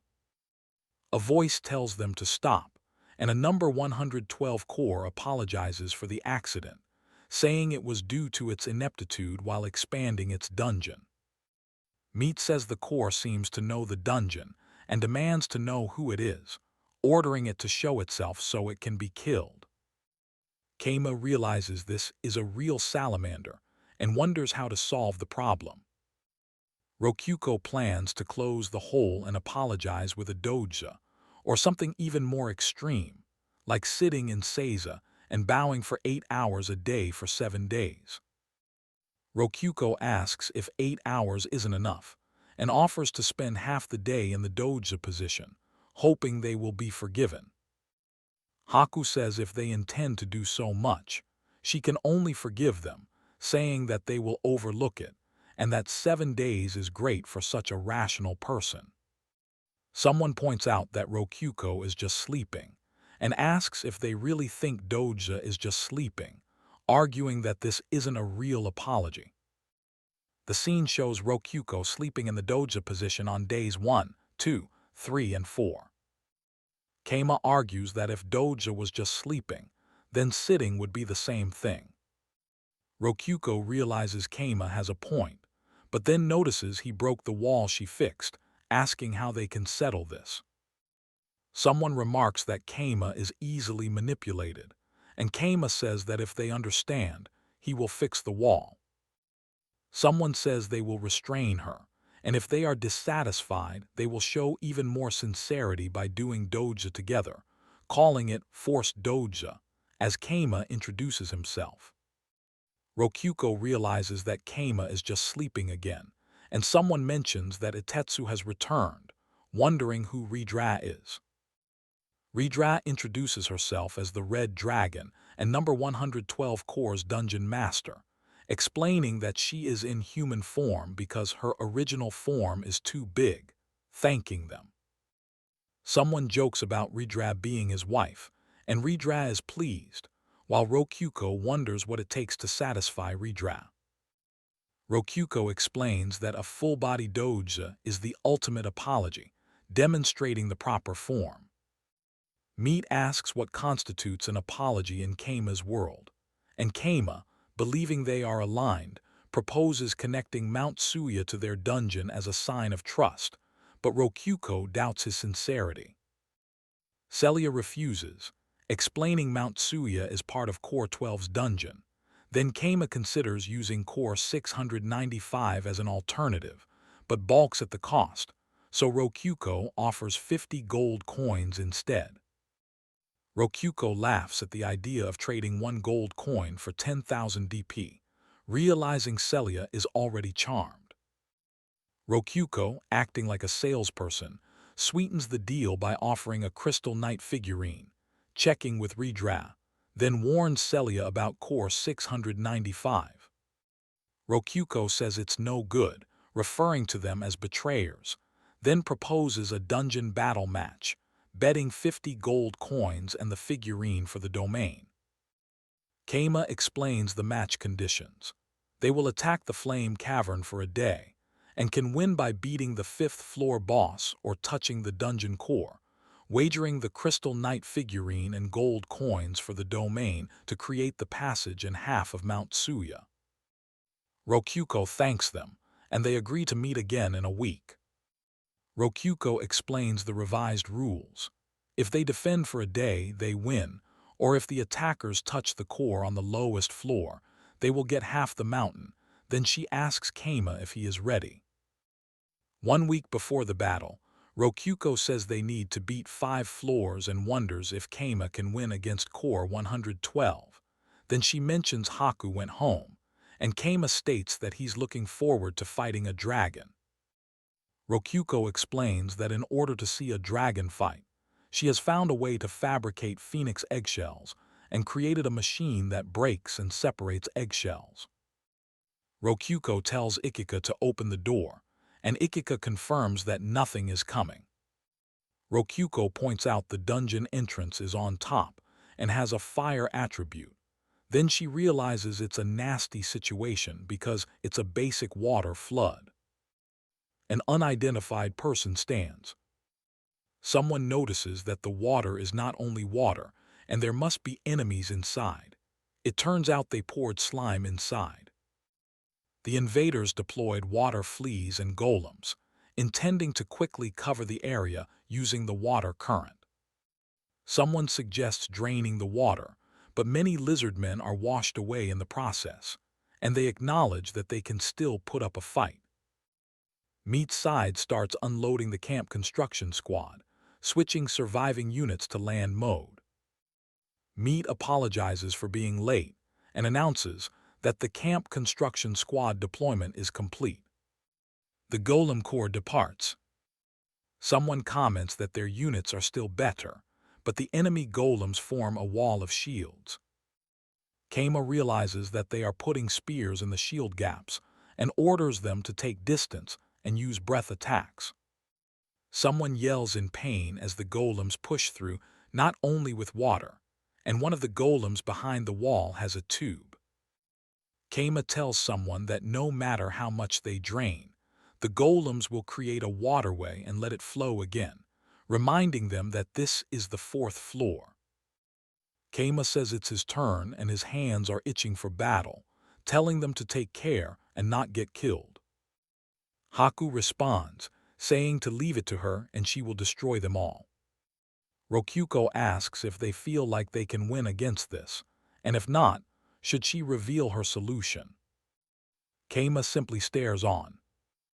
Rokuko asks if Rokuko and Ikika are okay, and Rokuko replies that she is okay since she can use clean.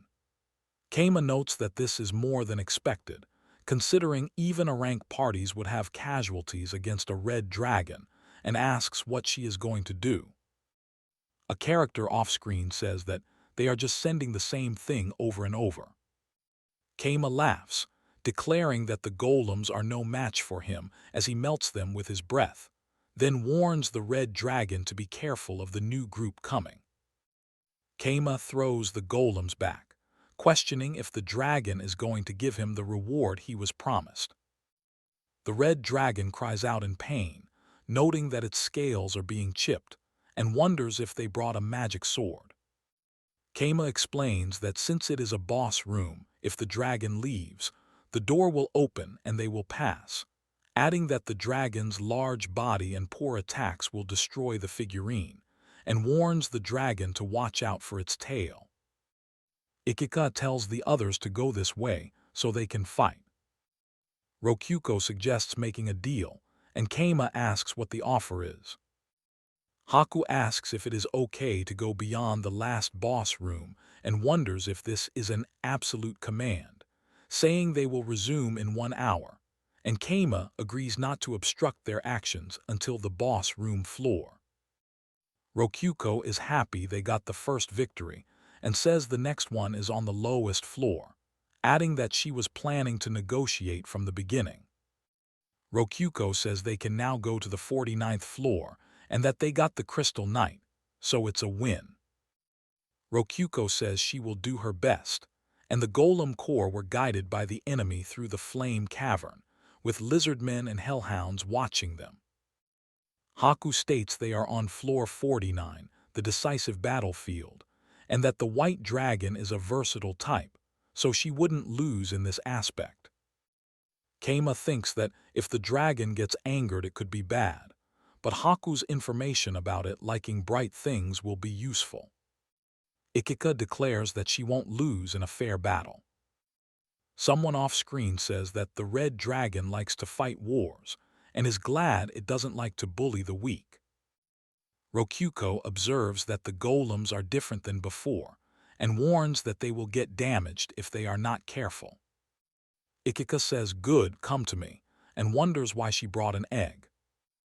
A character sheathed in shadow says that they don't know what the other is planning, but they should make some fried eggs.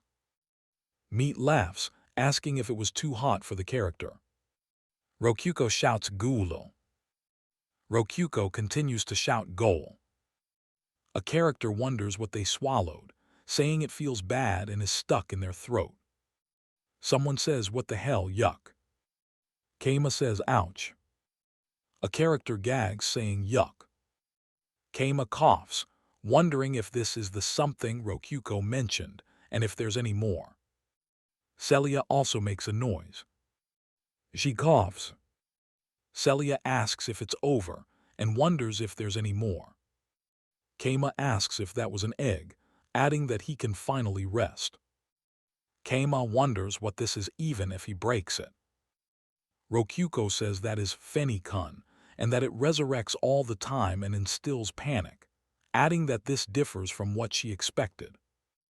Keima says Itetsu is also very near, and that he is on the other side of the room, then asks Ikika what she is saying.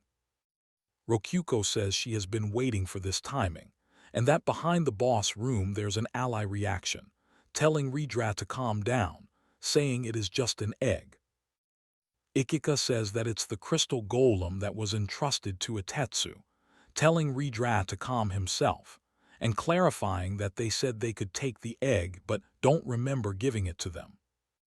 Keima exclaims that this can't be good and that this is his solution to the dragon elimination, telling them to take their egg for now, while Rokuko says they need to have a talk tomorrow and that a win is a win. Someone says there is never a win or loss before a battle starts, wondering why Keima would use Itetsu's golem and meat, pointing out Keima cooled down quickly after the battle. Ikika explains it is time to transfer the domain for the tunnel passage, clarifying that they touched the core with the crystal golem, but the flame cavern has 50 floors. Itetsu says the core was on the 49th floor, not the lowest, admitting his perfect win condition never existed, and he thinks they can be good friends from now on. Keima announces a tunnel passing through the Tsuya mountain has opened, connecting Tsuya and Pavuela port town, commenting on the nice view of the sea. Someone mentions unearned income from the tunnel tolls, saying they can get money without doing anything and sleep all the time, agreeing it is amazing. Keima asks Ikika how much the toll should be, because people can ride a merchant carriage between the cities, but Ikika thinks the inn in front of the dungeon is more profitable, but Keima just wants to spend his time sleeping. Keima decides to add 3 new members to his dungeon, which is constantly expanding, and announces the naming ceremony will start now. Keima says he summoned new humanoid dungeon monsters, choosing these 3 because they are intelligent and human-like, and will honor them with names as his new servants. Keima grants the vampire the name Rei, who is glad. Then he considers the DP cost and parameters, setting 0 attack power to make it more affordable. Keima grants the silky girl the name Kinu, who gladly accepts, and then gives the witch apprentice the name Narun. Keima tells them that from now on, they will be employees in the inn attached to his dungeon and follow the instructions from the section chief. Keima had been able to get unearned income from the Tsuya mountain tunnel, and as the season changes to summer, they installed a playroom for customers to use when they have nothing to do, where adventurers can play dice and cards. The goblin area is suitable for beginners, and as the number of tunnel users grows, so does the number of inn guests, proving Ikika's prediction correct. Deeper in the dungeon is the clay golem area, and further down, iron golems appear, which can be used as material. The monster appearance rate in the dungeon has been properly adjusted, and the featured rare drop is the magic sword. Kama realizes the area around here is dungeon territory, and that he's getting good earnings. He thinks he'll gain DP from the traffic, and then remembers that the iron golem materials were brought to the guild. Kama knows that iron is the best material for producing armor, and wonders if the Cave of Desires is as valuable as a mine. He wonders if it will develop enough to be put on the map, and if the branch office will really expand. Kama notices the place has already expanded and wonders when it happened. He remembers that Haku's magician acquaintance requested to quickly make the playroom. Kama is stopped while pretending to do adventurer work with Meat. He learns they are going to build a smithy a little further away and meets Gazo, a rank C adventurer, and Kantra, a blacksmith whose dream is to make a magic sword. Rokyuko asks to see the magic sword and offers to do maintenance as a meeting gift. She notes that it doesn't have any signs of use and is impressed by the blacksmith's knowledge. Kantra finishes sharpening the sword, believing it's well used and cared for, implying it has a good owner. Kantra explains that he uses Revitalize daily magic to keep the soil healthy and increase crops, and also uses earth magic to sharpen weapons. Kantra notes that magic affects change based on the caster's image, and that his family's blades have longer-lasting sharpness. He needs a fire-resistant furnace to start his work. Rokyuko offers a phoenix eggshell for fire-resistant material, while wondering what happened to Kantra. Kama notes that the increasing number of people is good for income. He asks for French fries. Meat serves meals in the dining room, storing and serving with better quality than Rokyuko, due to awareness. Haku notices Meat looks unwell and asks if she's all right.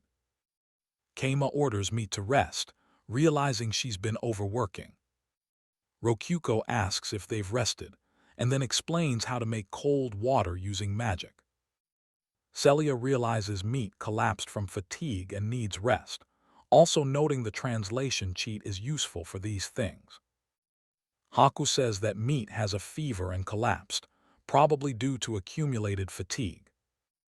Rokyuko says they need at least one person in reception, the kitchen, and the dungeon, noting the inn's guests have been increasing little by little.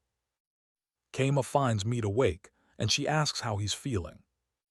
Haku tells Kama he should drink a mana potion and rest, as she can use an empty room instead of his bed. Rokyuko realizes storage magic consumes magic energy, and Meat has been overdoing it, so Kama decides to summon more employees to lighten the load. Kama wonders what he should do.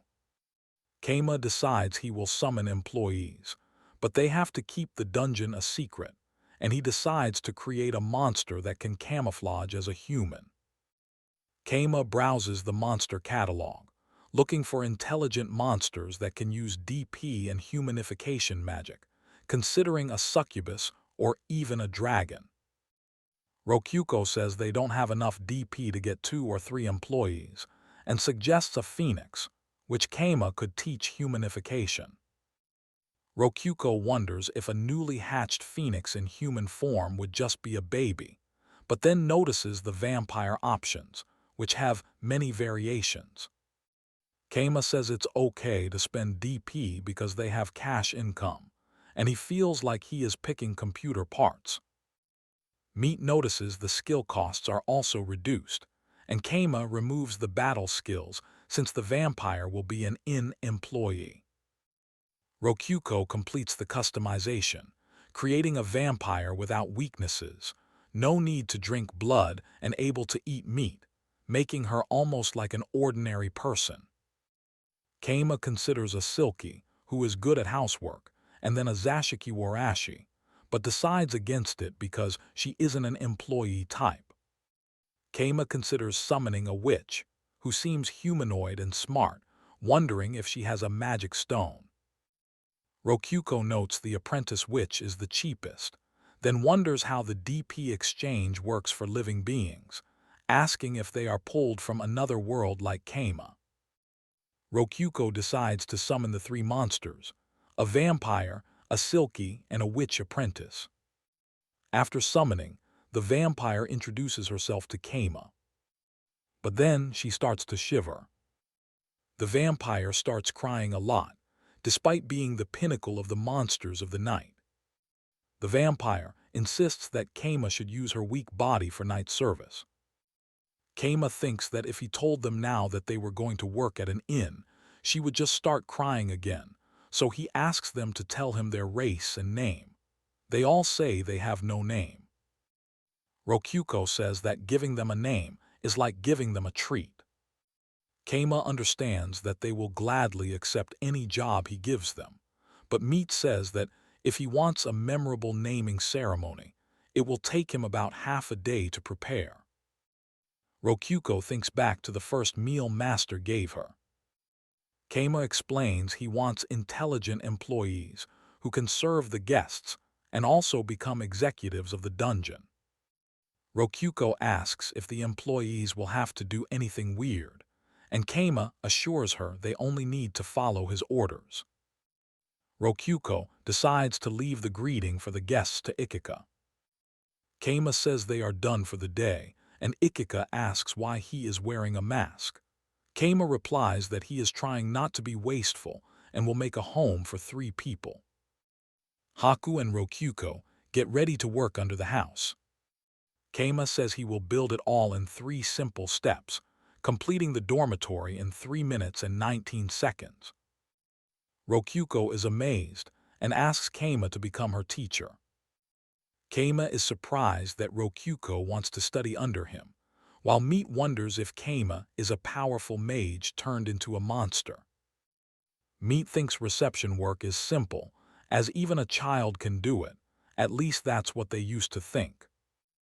Haku says that Ikika and Meat are morons because they can't do math. Rokyuko explains that most people in this world can't do math, so she will make a calculator they can read, creating an abacus. Rokyuko explains how to use the abacus to calculate the cost of beds with different meal ranks. The story goes on. The story goes on. Rokyuko explains she failed to make a readable display for the abacus, so she developed a slot machine casing instead, calling it the first fully automated money sink, and Ikika tested it with great success, so she will leave it in the playroom. It is day 128 in the Dancing Doll Inn's dining hall, and Rokyuko, dressed as a waiter, welcomes a customer. A vampire girl named Rei, who works as a receptionist, says she has none of a vampire's weaknesses and is a so-called ancestral throwback vampire. Rei thinks to herself she could even become a boss one day, and that she is important to the dungeon because she was given a name and became a named monster, an executive. Rei wonders what she can do to be useful to Kama since she has attack power, but can't use any vampire abilities. Rei thinks there's nothing to do at the fully automated farm behind the inn, but she could make money off traders using the shortest route between Shia and Pavura. Kama overhears and retorts that is not the kind of work he wants to do, because he wants to do something in the dungeon for the master. Elsewhere, a man declares he is the 3rd son of a rich family and will take the treasure of a cave, annoying Rokyuko. Rokyuko decides to lock him into the magic sword room. Rokyuko asks Kama what's wrong and if there's an enemy. Rei wants a job for the dungeon and admits she wants to be useful to Kama, but at night she is only Kama's. Kama thinks about a job for Rei and considers dungeon management, wondering if Rei can use the menu. Rokyuko tells Rei not to bother making food anymore because she has permissions now, and Rei should only need this for inside the dungeon. Haku says there's no breast milk, but if it's for the master, she gave Rei permission to use the menu, and now Rei should be able to do basic tasks around the dungeon, like managing it. Kama thinks that since she's a combat race, she should do fine, and he asks if the phoenix egg has hatched yet since it needs fire to hatch, reminding him of the flame cavern. A woman asks if he's here for the phoenix egg, and if Redra has recovered yet, wondering if it's going to start walking. Kama is hit by an explosion, and he is sent flying. Kama says that even he'd be in trouble if he got hit by that fire power. Kama sees the shell cracking, realizing the phoenix egg is hatching. Chirpy bird noises fill the air. Rokuko comments that it's the first time she's seen a white phoenix and asks if it burns. She notes the flames are magic and the phoenix hates Kama. Haku tells Rokuko to get out of the way, saying that after it's fed, she'll have it work for her. Celia introduces herself as Fenny Sr. and asks that they get along, and Fenny is the phoenix that just hatched. A character says that's where the trouble began, referring to a smile. Kama says a hero is on his way. Rokuko explains that heroes are people summoned from another world to become God's vanguards, possessing cheat skills and exceptional combat ability, and can destroy dungeon cores. Rokuko adds that the hero found out about the playing cards from Kama's dungeon, and the hero's name is Watapu Nishimi. Rokuko says she'll need DP for playing around with the hero, and Haku transferred 6,000 DP to prepare. Rokuko is terrified that Haku can just hand over an entire year's worth of income, and even tipped her on top of the room fee. Kama was unsure what to spend the DP on, but looking at the monster list, he found monsters interesting enough to summon, including slimes and jellies. Rokuko says that she tried sleeping on the jelly monster, which only costs 1 DP, to test its coolness and elasticity. Kama asks if the weight of his head squeezed all the water out of the jelly, because when he woke up, the jelly was crushed and dried out. Kama explains that when the jelly's attributes change, so does their color and taste, and they mostly serve as prey for other monsters, so he bought a spawner as a food source for the goblins. Celia says that even if the hero traverses the dungeon, at most he'll wreck the place and take home a bunch of magic swords, and since the dungeon core isn't destroyed, they don't need to spend all that DP. Ikika suggests adding both a coliseum and meadow area, with the meadow designated as a safe zone, and the coliseum as the boss room. Rokuko suggests releasing some rabbits into the meadow, because that's the whole point of a safe zone. Adventurers will want to take a break before the boss fight.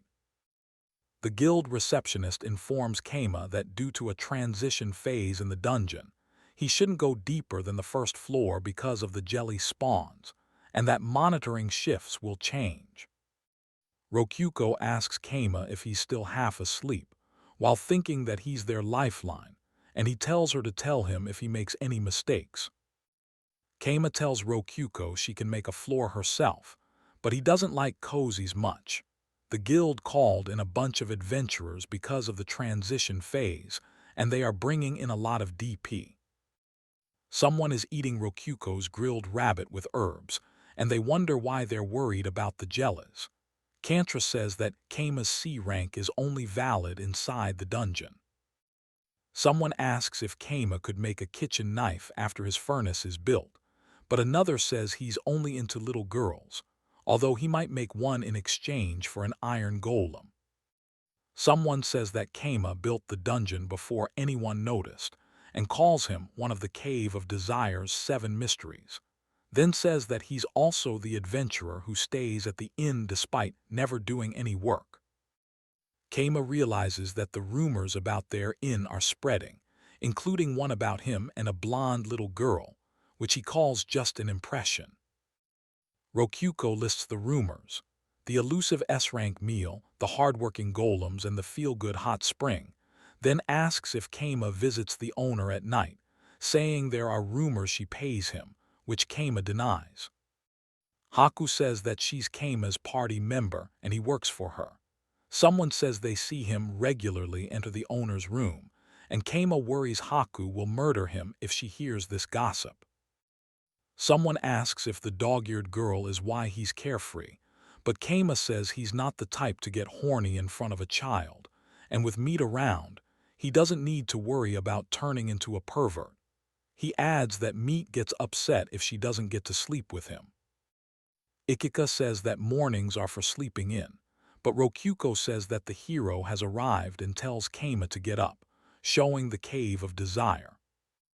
The narration briefly mentions Kama considering making Haku wear stockings as his assistant, but dismissing the idea because she is not to be trifled with, and that safe zones are traps designed for dungeons to catch troublesome adventurers unaware.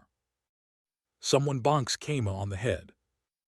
Rokyuko tells Kama to get up because the hero is here.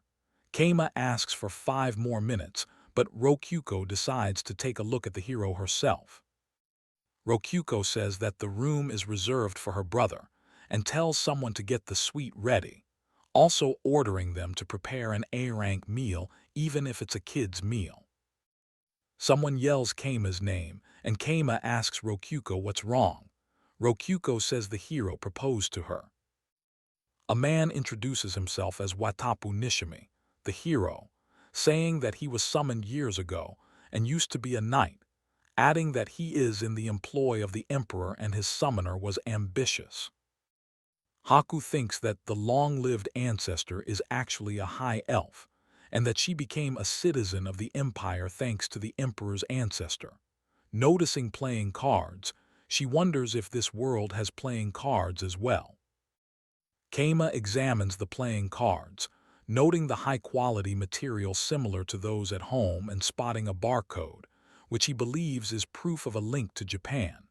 He recalls asking Haku for a vacation, and she freely gave permission, as the Cave of Desires is her favorite place.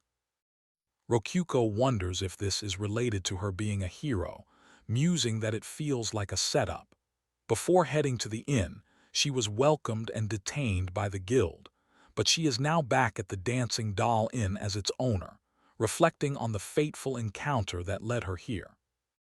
Kama wonders if Rokyuko practiced her greeting in advance, observing that she tried to act confident but flubbed her lines a bit, nervously asking if he will be staying and if he needs help with anything. He notes that she also said the meals were delicious, and Lady Haku recommended the suite to him. Meat remarks that it somehow feels like a Japanese inn, sensing that there has to be something here since she's back, and Rokyuko announces that the suite is ready. Rokyuko's blonde hair and cute butt sway in front of Meat, and he fights the urge to touch it, wondering what he is thinking. Rokyuko presents their suite. Haku observes the glass windows, wallpaper, and furniture, noting the familiar yet strangely out-of-place design, and finds the massage chair particularly odd since it works by inserting money without being connected to an outlet, then asks when he would like his meal. A man asks if the accommodation fee for the suite doesn't cover meals, and Rokyuko clarifies that meals come in different ranks and asks who he is, revealing that she is the owner of the inn. The man thinks everything is coming together, noting the inn's style and Haku's recommendation, and asks Rokyuko to be his partner. Kama recalls what happened, thinking the man is a fool and would be executed if he returned to propose to Rokyuko, and he wonders what the partner proposal even means, considering if it's a mate or colleague situation. Rokyuko tells Kama that she turned the man down because she already has him as her partner, and Ikika asks Rokyuko to tell her about what happened, as the man was persistent in asking her out for dinner. Rokyuko says that they ended up having a talk meal with the hero, and she introduces herself as Rokyuko's partner, Narakin. The hero introduces himself and apologizes for inviting them while food is in front of him, but he can't talk, thanking them for the meal. Kama is eating. The hero thanks them for the meal. The hero says the food reminds him of his hometown from another world, which he is not allowed to return to, wondering if he will ever return home as he likes his life here. The hero asks Kama if he notices anything off about the deck of cards he got from the dungeon, commenting on the irregular black stripes and strange design. The hero repeats that the deck of cards is messed up. Rokyuko wonders if he suspects she is Japanese, noticing the barcode. Haku explains it's a barcode, a special way to print information about the item, reassuring Rokyuko that the hero doesn't doubt she's Japanese, but she's been wondering about that. The chapter title appears, The Hero's Disguise. Kama says it's a nice room with a uniquely Japanese style, also Haku's favorite decor, reminding him about his proposal to Rokyuko and warning him not to lay a hand on her. Kama says he won't give up, deciding to convince her, asking why he hasn't given her a ring yet, revealing Rokyuko already has a partner in him. Meat says he will give his important partner one too, asking for the size of Kama's finger so he can send him one within the day. Meat says he is bad at reading the mood, wondering if Rokyuko really means that much to Kama, asking for proof. Rokyuko asks if a kiss would be enough. Haku says that's impossible, saying Rokyuko is just shy, but they are still partners in mind and soul, giving her a chance. Rokyuko suggests a game and challenges him to prove he's a better adventurer than Haku, with Rokyuko on the line. Haku refuses.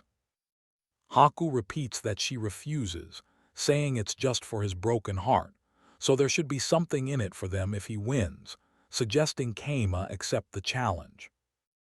Kama refuses the game, saying there's no reason for him to win, and the day ends without incident. 3 days later, Rokyuko enters Kama's room, asking when he will give her the ring, wondering if she should go with silver or gold. Kama asks for some time to decide. Rokyuko finds Kama talking to Meat and tells him the hero is looking for him. The hero, Wataru Nishimi, asks Kama if he is Narakin. Kama denies it and says he is Kama. Wataru says only people summoned from Japan have black hair, asking if the young lady is also Japanese. He asks what Kama wanted to talk about. Rokyuko says she doesn't recall her past, so Kama says he's Kama, calling Rokyuko a good girl. Rokyuko is angry, saying Kama is laying his hands on a child, and tells him to stay away from Haku's little sister. The story goes on. Rokyuko wonders if Kama is planning something and asks why he smashed the table. She thinks Meat is cool. Kama explains that Meat can be a pet name but usually means Meat Shield. He says Meat is proud of the name and wants to live as his Meat Shield, apologizing for breaking the table.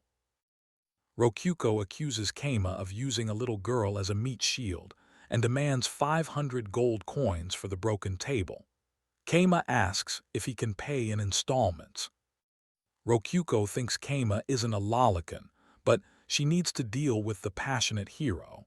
She heard the hero tried to take Meat to his room, saying he just wanted to talk to her because she has black hair. Celia realizes the hero proposed to Rokyuko immediately and wonders if Haku made a deal with him to spy on Rokyuko, imagining Haku welcoming Rokyuko with melon pan. She hopes Haku doesn't injure the hero. Kama agrees to battle the hero, but not to the death. He suggests using dice instead of close combat, calling it an RPG.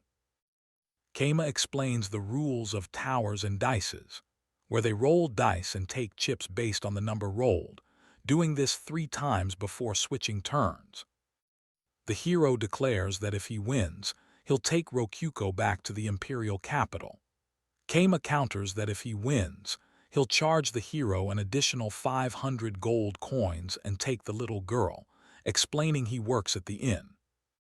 The hero says he has to rethink everything if that's true, and Kama clarifies that betting for Rokyuko is off-limits. He proposes betting to release the girl and have the hero pay for destroying the table, though he's unsure if Meat is worth 300 gold. The game is towers and dices, and after 10 sets, the The one with the most chips wins. Kama asks that the hero take note that the dice are crystal-type golems that he created. The hero begs for a rematch, suggesting they bet in sets of 100 gold coins, but Kama proposes sets of 900 gold coins each, then doubles down for 1,000, noting the hero's incredible luck with frequent rolls of 5s and 6s. Kama asks if 1,400 gold coins is acceptable, as he doesn't want to get rid of meat, and the hero agrees, demanding another round to save the little girl, accusing Kama of cheating, as Kama says he now owes him 2,300 gold coins. Kama questions the odds of the hero rolling 1s and 6s alternately throughout the entire set, inviting him to check the transparent, anti-cheating dice, musing if his luck is 100%, mentioning a unique gift from God that increases his luck when protecting his comrades. Rokyuko asks Meat to truthfully state her feelings about Kama, and Meat responds that Kama has been kind and fulfilling, vowing to resist until death if anyone tries to separate her from him, confirming that Kama has never done anything terrible. The hero realizes that's 2.3 billion yen worth of debt and wonders how many lifetimes it will take to pay off, while Kama says that 2,300 gold coins is a lot, and he's glad the charade is over, also adding an annoyance fee. Kama asks Rokyuko to elaborate on the meaning of Meat's name, as he's confused, and Rokyuko explains that the name implies being treated as a sex toy rather than a meat shield, which is embarrassing, as she was also called Meat before meeting Kama. Kama says she could have told him about the name's meaning sooner, as he thought Rokyuko, as the master, would have guessed it, pointing out that he brings Meat to his bed every day as a night attendant. Rokyuko says that master is not at fault, and assures Kama that she will continue to do her best as his Meat. Rokyuko decides to give Meat a new name since she understands how Meat feels about her current one, but Meat says she likes her name and doesn't want to change it. Kama, seeing Meat's resolute gaze, suggests giving her a last name, suggesting Kurinu, meaning black dog, a surname like Master's so he can call her black dog in public, while among friends and family he will still call her Meat. Rokyuko says that she is also not from this world, and Kama tells her to speak up if something is wrong, admitting he didn't know the name Meat meant so much to her. Rokyuko decrees that Kama is prohibited from cleaning up socks worn for more than a day, must wear loafers when working and sneakers when exercising. His meal quality will be lowered to match normal adventurers, and he must give her a foot massage every night for a month. Rokyuko's punishments shock Kama, while Meat declares she will follow Kama's orders no matter what. The story goes on. Wataru, an S-rank hero in debt, drinks with two dwarves, Gazo and Kantra, forming a bond. Wataru wakes up without a hangover and prepares to explore the Cave of Desires. Haku is present. Kama observes Wataru easily clearing the dungeon and decides to increase the difficulty by adding magic swords and souvenirs. Kama explains his plan to use the magic swords to attract intermediate adventurers, reminding everyone that he let Rokyuko design a floor. Wataru notices the difference in this floor, observing the hot spring and unstable platforms, and realizes the intense heat would have killed him without his magic. Wataru wonders what the sound he hears is. Wataru identifies the creature as a firebird, a weak monster that will be challenging to fight on the unstable platform. Wataru thinks that capturing the firebird could help Kantra build his fireproof forge, but the bird flies away, and he notices the floor continues through a door. Rokyuko declares that this is where the floor begins. Rokyuko presents the completed floor, but Kama is not impressed, pointing out the path now leads straight into the flame cavern. Haku mentions she already got permission to use the flame cavern, and Wataru returns to the inn after finishing the floor. That evening, Wataru mentions he's returning to the imperial capital, and Rokyuko says she thinks her partner might propose to her now, revealing a secret deal she has with Wataru. Wataru had confessed to Rokyuko, but quickly clarified he meant as a research partner, explaining he's researching a way to return to his original world, and that Rokyuko got a dress from the dungeon. Rokyuko asks if she can get the same material as the dress, and Wataru explains it's made from petroleum, so Rokyuko wants Wataru to help with her research and offers to treat him to a meal.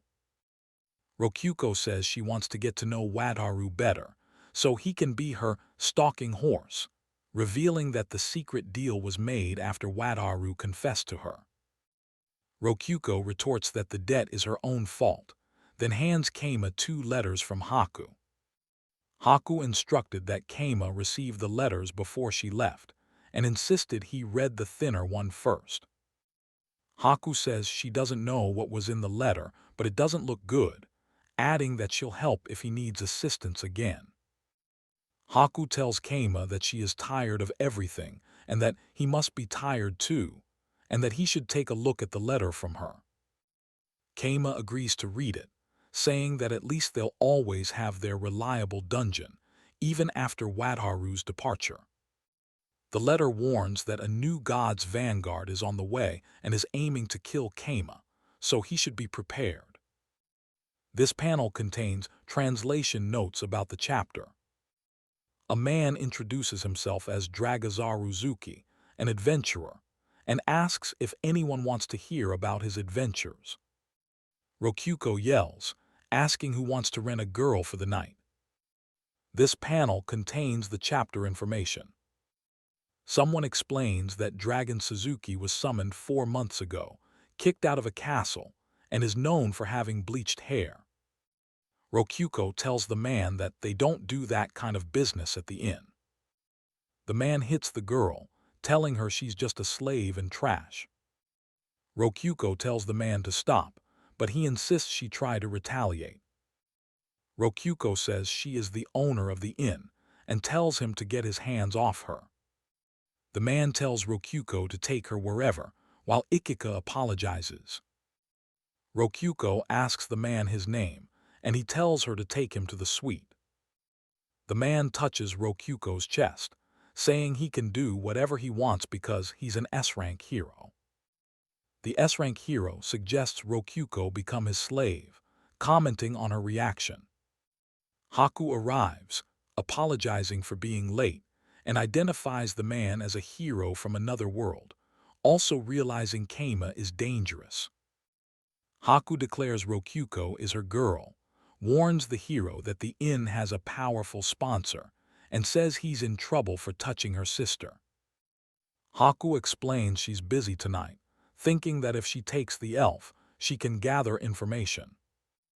Haku bids farewell to the hero, calling him a useless slave. The S-rank hero is left surprised. The S-rank hero asks for help, saying elves are rare, and it's a shame to waste her. Ikika says it is all his fault.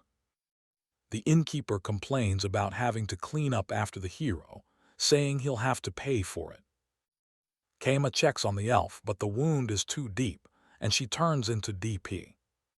Keima asks Ikika about the girl for a tombstone after Rokyuko cleaned the hallway.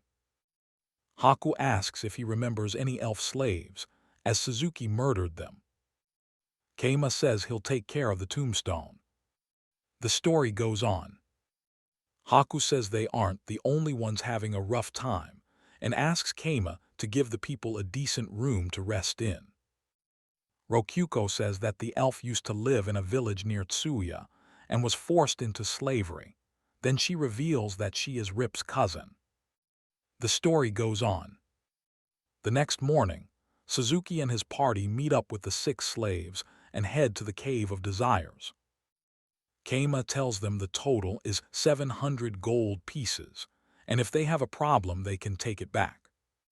Rokyuko asks if they really think they can conquer the dungeon in a day, telling them this isn't a video game. Keima says he doesn't care how customers should be treated, and asks if he is a god. Then who was it that talked to him when he was sent to this world? Haku clicks her tongue and says they should get out of this dump. Keima says his stomach hurts and he wants to talk about what they're doing next, explaining he intends to use all the slaves as meat shields. He tells them to enter the dungeon and guard the young ones, and protect any who are abandoned. The Master and Rokyuko are informed that the Goblin Platoon A is ready to subjugate the Dungeon and Dragons party has entered the first floor. Haku says she is mastering info about the heroes' party right now. Haku considers what Alulu did, and that since he is a mid-tier slave, it's safe to assume that the Master doesn't care too much about the mid- or low-tier slaves, with Dragon Suzuki currently having 9 slaves with him. Rokyuko explains their formation is a defensive circle with Suzuki and his high-tier slave in the center, some equipped with wooden shields and iron swords, then asks what the plan is, such as sending them to the Flame Cavern or killing them all. Haku says they could separate him, but wonders how to kill Suzuki without hurting his slaves, since he has a healing cheat. Keima says not to worry, and using the intel Haku gave them, they know what he is capable of, since he is apparently immune to pain. It's always activated, so he doesn't need to sleep or recover from fatigue. Rokyuko says Ikika asked him to get revenge, and he also put his dirty hands on her, so it's time for him to get a little serious.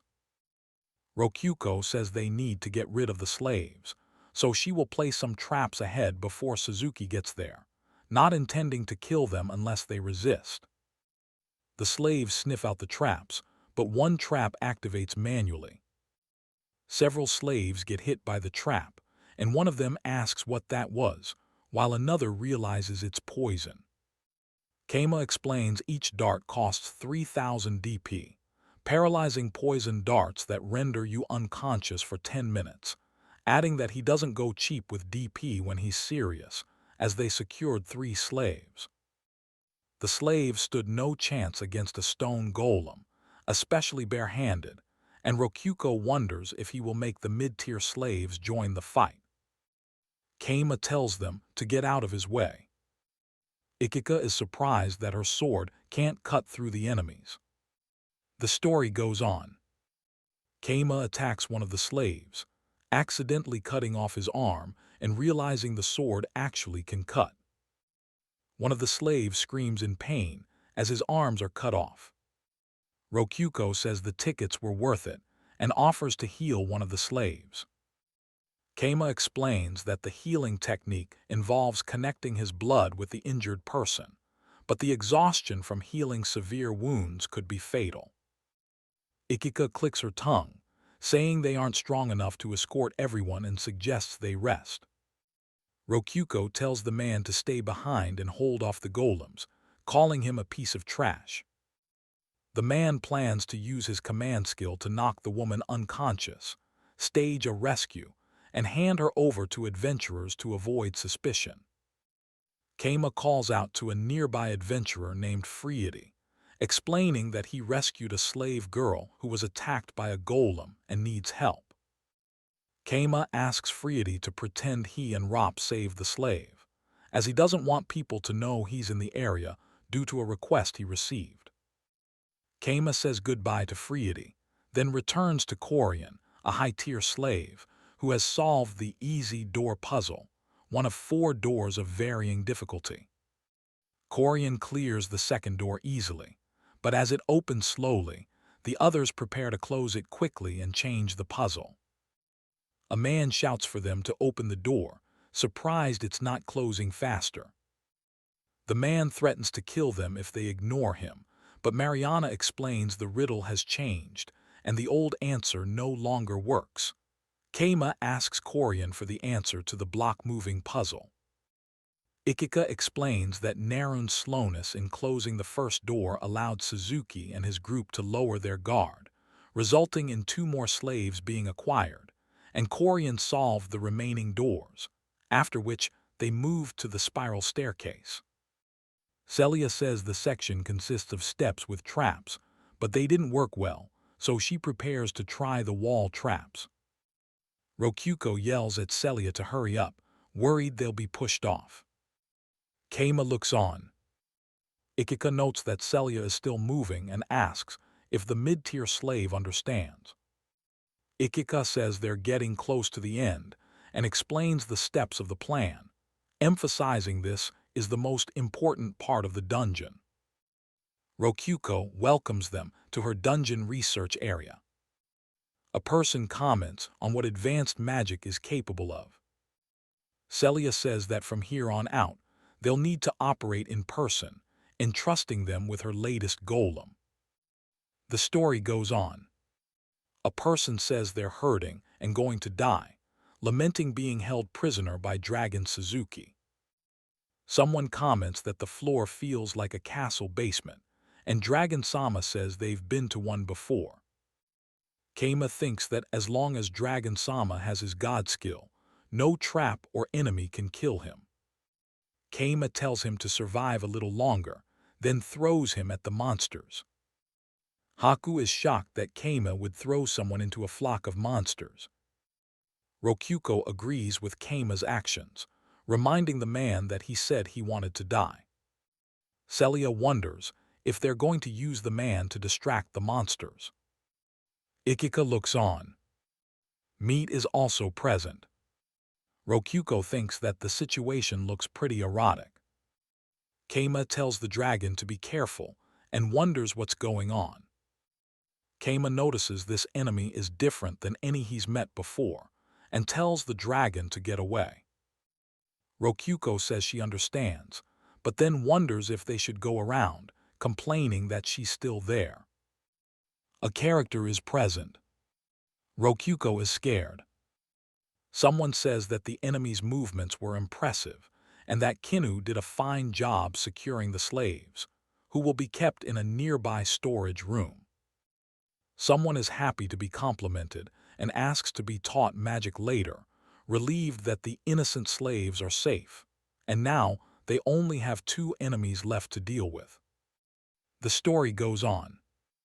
Keima reports that all the slaves have been recovered and are on life support in a nearby room, expecting to hand them over to the adventurers later, surprised at how many they rescued. The story explains that Corian was the daughter of a prominent Dade nobleman, born into a wealthy family, but a political conflict turned her life upside down. She escaped a failed assassination attempt, only to be betrayed by her butler, who enslaved and sold her. Rokuko narrates that for Corian, it was destiny when Keima told her to come with him, declaring she was his from then on. After that, the two set out on their adventure, a life Corian never thought she would experience with a hero free to roam wherever he wanted. Corian declares that Keima was worth waiting for. Suddenly, Corian takes an ambush attack meant for Keima.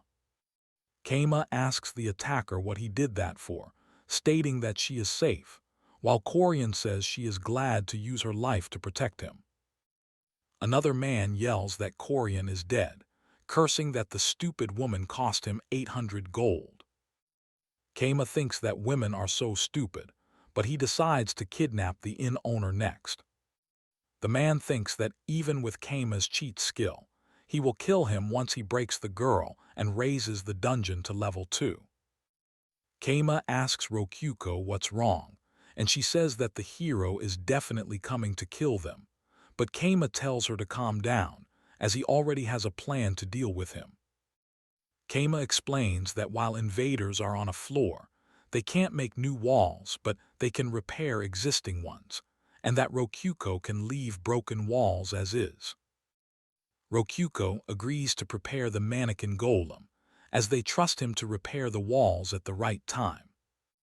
With motion synchronization started, the operation begins, and the atmosphere of the place changes. Rokuko asks if that was the elf who was her slave, wondering if she failed to kill her. Haku tells her to wait up, wondering if the elf is a ghost who can come back to life, which would mean she's Haku's slave again. Kama tells her to stop, saying he'll let her be a mid-tier slave if she does. The elf tells Kama to turn around. The elf says she can't move her fingers, can't see anything, and can't even breathe. Kama uses ultra healing. The story goes on. Suzuki, fearing death, continues to cast ultra healing for as long as possible, crying and begging for help. Rokuko asks Kama what kind of trap that was. Kama explains that the trap uses broken walls of the dungeon, luring an invader inside, then instantly repairing the wall. He calls it Operation Stuck in Wall. The story goes on. Haku visits and says she has come to arrest the hero, Dragon Suzuki, suggesting they talk somewhere more private. Rokuko clarifies that they're bringing a doppelganger to the capital for Suzuki's arrest, while the real Suzuki is still trapped in the dungeon. Kama says he will leave Suzuki to generate DP and mentions he rescued the slaves Suzuki brought, planning to return them, and jokes about getting a free cream soda in return. Kama says he will get the cream soda and asks Haku to bring her cutest waitress, then tells Chloe to gather the adventurers for an explanation. The narrative explains that Suzuki was captured and the slaves were freed. Haku explains to the adventurers that Suzuki was plotting to destroy the dungeon core illegally, but was betrayed by his slave, Koryan, who informed the imperial capital of his plan. The story continues with Haku explaining that Suzuki was traumatized by Koryan's betrayal, who then died accidentally triggering a dungeon trap, and Kama tells her not to make the situation weird. Rokuko says some adventurers had relatives among the slaves and are grateful to Kama for stopping them from ambushing Suzuki, and asks Kama to thank the person who took down Suzuki if he ever finds them. Gaz thinks Kama is a secret spy adventurer, but Kama believes one of Suzuki's slaves took him down, and the adventurers celebrate with free drinks. Kama notes he has to do something he has been putting off. Rokuko tells Kama that she wants a ring made of orichalcum to show everyone that she is his precious partner. Kama examines the orichalcum, noting its mix of gold and silver and the rainbow light radiating from it, wondering how strong it is. Kama uses his magic to create a golem, which drains his energy, but he manages to put in a little more effort. Kama manages to make a plain ring of orichalcum that only Rokuko is supposed to have, deciding that a little refinement wouldn't hurt. Rokuko arrives, and Kama apologizes for keeping her waiting, presenting her with a brand new outfit. Rokuko is excited about the outfit, noticing its pretty red gleam, and says she will go ahead and try it on. Rokuko asks Kama if he would put the outfit on her, saying she heard that's what partners are supposed to do. Kama seems surprised by Rokuko's request. Rokuko admires the outfit, noting its red and clear appearance, and asks what the shining part is made of. Kama explains that the material beneath the ruby is orichalcum, and Rokuko says she loves it and thanks him. Rokuko exclaims that the material is soft, and happily thinks to herself that, with this ring, she is now Kama's woman. Rokuko says that she is going to show the outfit off to Meat and the others, running off excitedly. Kama is left flustered, realizing that Rokuko is actually pretty cute, and that he won't be able to sleep now. This chapter was translated using a mixture of sources, but the manga has now been officially picked up. 250 days have passed, and winter has arrived, with a village forming around the Dancing Dolls Pavilion, including tent dwellers and a bar. Haku notes that the inactivity has settled down, and Kama has become known as God's Fingers, with Rei earning extra money giving foot massages. Kama considers giving Rei a Create Golem scroll as a bonus, wondering how a golem summoned by her would behave, and then asks Kinu if she wants a bonus spell as well. Kinu requests spells for cooking and cleaning, while Nerun also expresses interest in learning magic spells. Nerun wants to learn storage, but is having trouble with one particular spell, so Kama explains that learning manually is harder than using a scroll, and that teaching her would be even more difficult. Haku says Nerun needs to practice her pronunciation to learn magic because her magic doesn't use scrolls. Then Kama offers Nerun a create golem scroll, promising to teach her magic if she succeeds. Kama tells Nerun to figure out a way to let golems use magic, offering her a storage scroll if she succeeds, and Nerun agrees. Nerun confidently says she will do it, and Kama says he will be watching, thinking he should check on Meat and Ikika's swordsmanship skills, noting that learning swordsmanship is repetitive like magic. Ikika yells as she slashes with her sword. Kama asks how their training is going, as Ikika says that the golem assistance is different from real skills, but it can aid in learning them, and Ikika explains how the golem assists when she activates her skill. Celia says that is how it works. Kama continues explaining the finer points of swordsmanship to Meat and Ikika. Meat asks Kama for a reward for improving their skills, suggesting curry bread, which Kama agrees to, saying it's cheaper than a skill scroll. Rokuko asks what kind of reward Meat wants, since headpats alone aren't enough for learning 4 skills. Meat says headpats are enough, but if Kama insists, then Meat wouldn't mind Kama stroking their entire body. Kama wonders who is to blame for Meat being this way, thinking it's Ikika or Rokuko, excusing himself since he has things to do at the bar. A girl giggles to herself. Haku tells Kama that he should knock before entering a young lady's room, but Kama replies that he did knock, and he wanted to ask her to watch over the inn while he meets with the townspeople. Haku agrees to watch the inn and tells Kama to come home quickly and to take care of himself. Kama notes that the area has really developed into a normal village. Rokuko is glad Kama joined them and asks if Kama is the village chief. The story goes on. Kama questions why he's suddenly the mayor, but the others tell him to enjoy his fried chicken, and Kama explains that the mayor only needs to step in if something happens. Others tell Kama he's joking and that he deserves to be mayor. Kama thinks about how winter is coming and remembers how the village was built. Kama recalls how adventurers used to sleep in tents to save money, so he built them houses, which led to merchants opening businesses and the village growing. Kama thinks that although the inn has fewer adventurers, it has more merchants, and it became famous for its food and cleanliness, with the very rich now staying there. Rokuko explains that adventurers either drink or bet their money, and the inn's old gambling room is now packed with a new kind of gambling.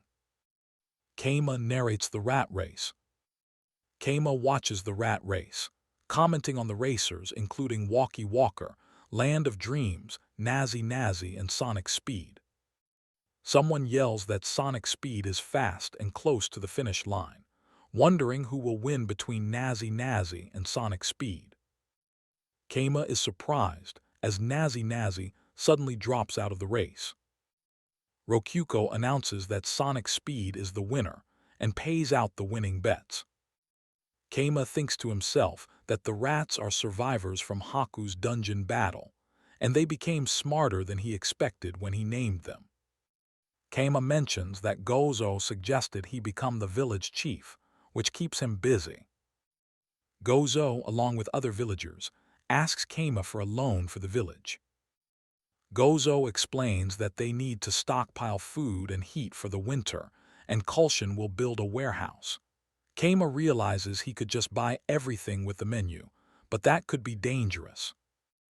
Haku asks if they could just leave the village for the winter, but the villagers explain they're making a profit from the good quality iron from golems. Kama agrees to invest and receive dividends from the profits. Kama asks if 100 gold coins will suffice, and tells them to show him what they can do with it. Wazma is surprised that Kama would drop 100 gold coins so easily, and Kama appoints him as his deputy to take care of everything that doesn't require him. Kama tells Gozo that he has the most important job of all, to name the village. Haku says Gozo has nothing to do with the village name, and dismisses everyone. Someone wonders what that was about, as Kama is taking a long time. Kama explains that he's adding a mayor's office to the inn, since he's the mayor now, and that he's created a lot of rooms. Kama thinks a golem phonograph could be used as a tool for learning magic, and begins crafting one, hoping golems could use magic on their own. He tests the phonograph, which works, but then Rokuko yells about a dangerous intruder in the dungeon. Kama tries a water spell, but it doesn't work. The story goes on.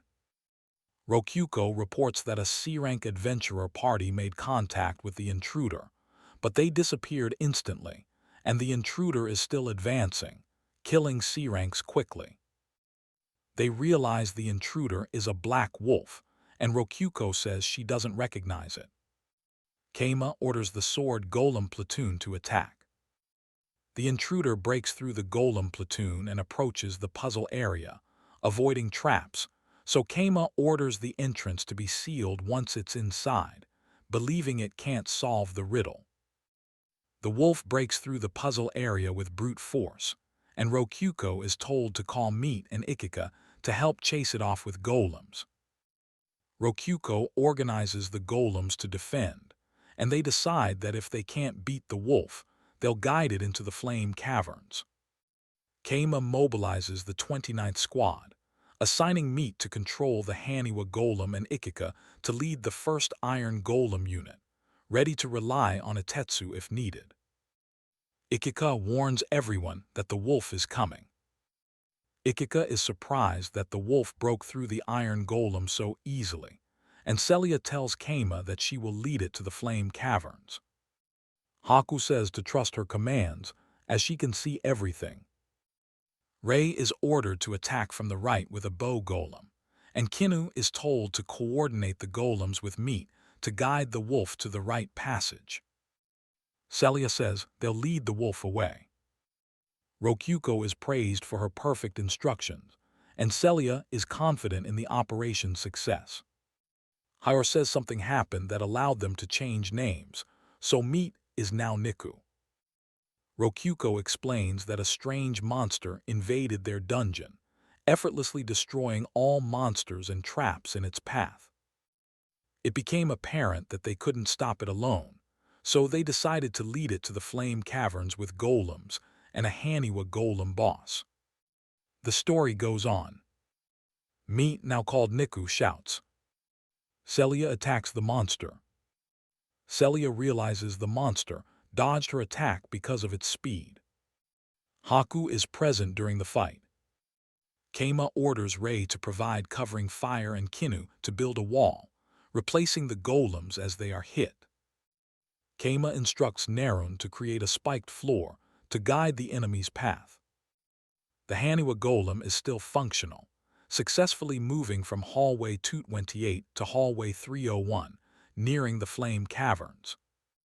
Niku says he is fine, but the Haniwa golem is less durable than the iron golem. Kama watches the battle. The golem continues its advance.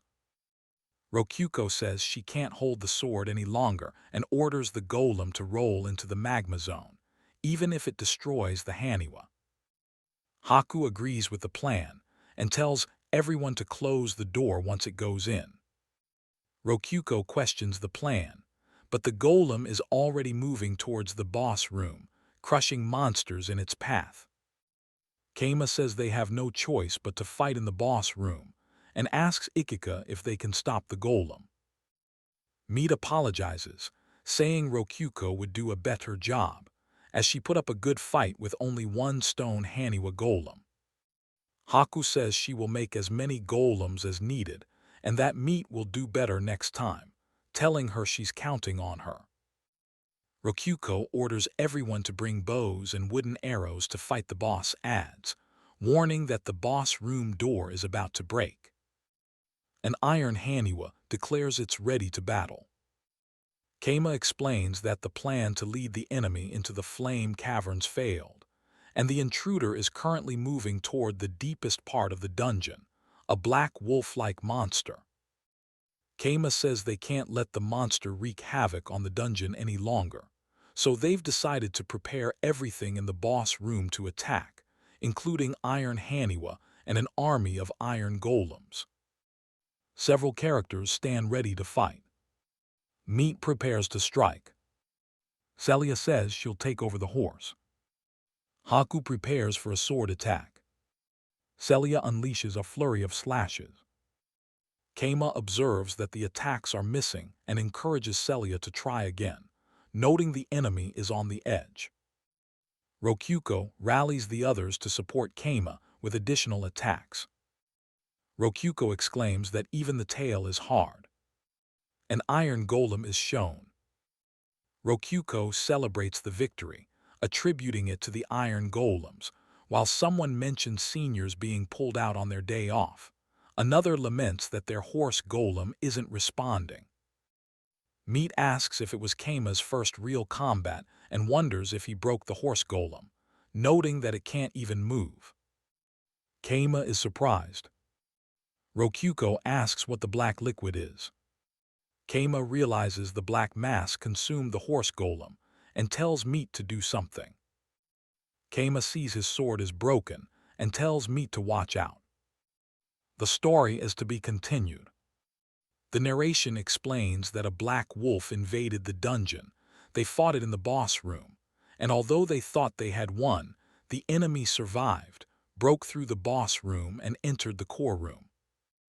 Rokuko explains that inside the core room is just a dummy core, but it looks real and feels warm. Rokuko wonders why the wolf did nothing and apologizes to Kama. The chapter title is displayed.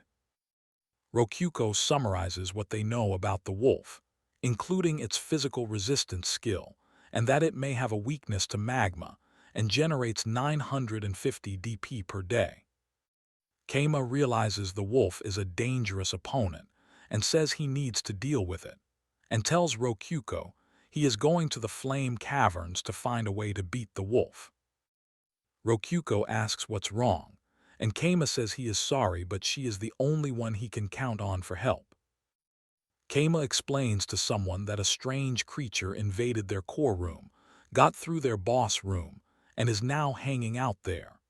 He adds that their strongest fighter couldn't do anything to it, and it refused to enter the magma zone. Someone says they wondered if the creature could transform, and thinks it looks like a wolf type, dark type, or ghost type, or even a vampire transformation. Kama is told that the wolf shape is just a form it's taking, and someone says there's a 70% chance it's a slime variant, possibly a hybrid between a dark and ghost type. He is offered a strong drink named vodka as a consultation fee. The man says he likes alcohol, and Kama offers him another bottle. He asks the man to call him bro. Kama asks about the creature's weak points, and the man tells him that if it's a dark type, it's weak against light, and if it's a ghost, it's weak against holy magic. He suggests using Redra's fire breath, but wonders how much that would cost.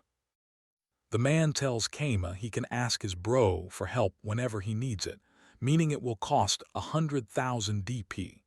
Kama says he will try to take care of it on his own first. Kama asks why Rokuko was sleeping. Rokuko says she was groveling. Rokuko says that humans need to sleep and that she went to a Tetsu for advice. She says she had a strategy meeting. Rokuko asks if Kama couldn't have just stayed awake for her sake.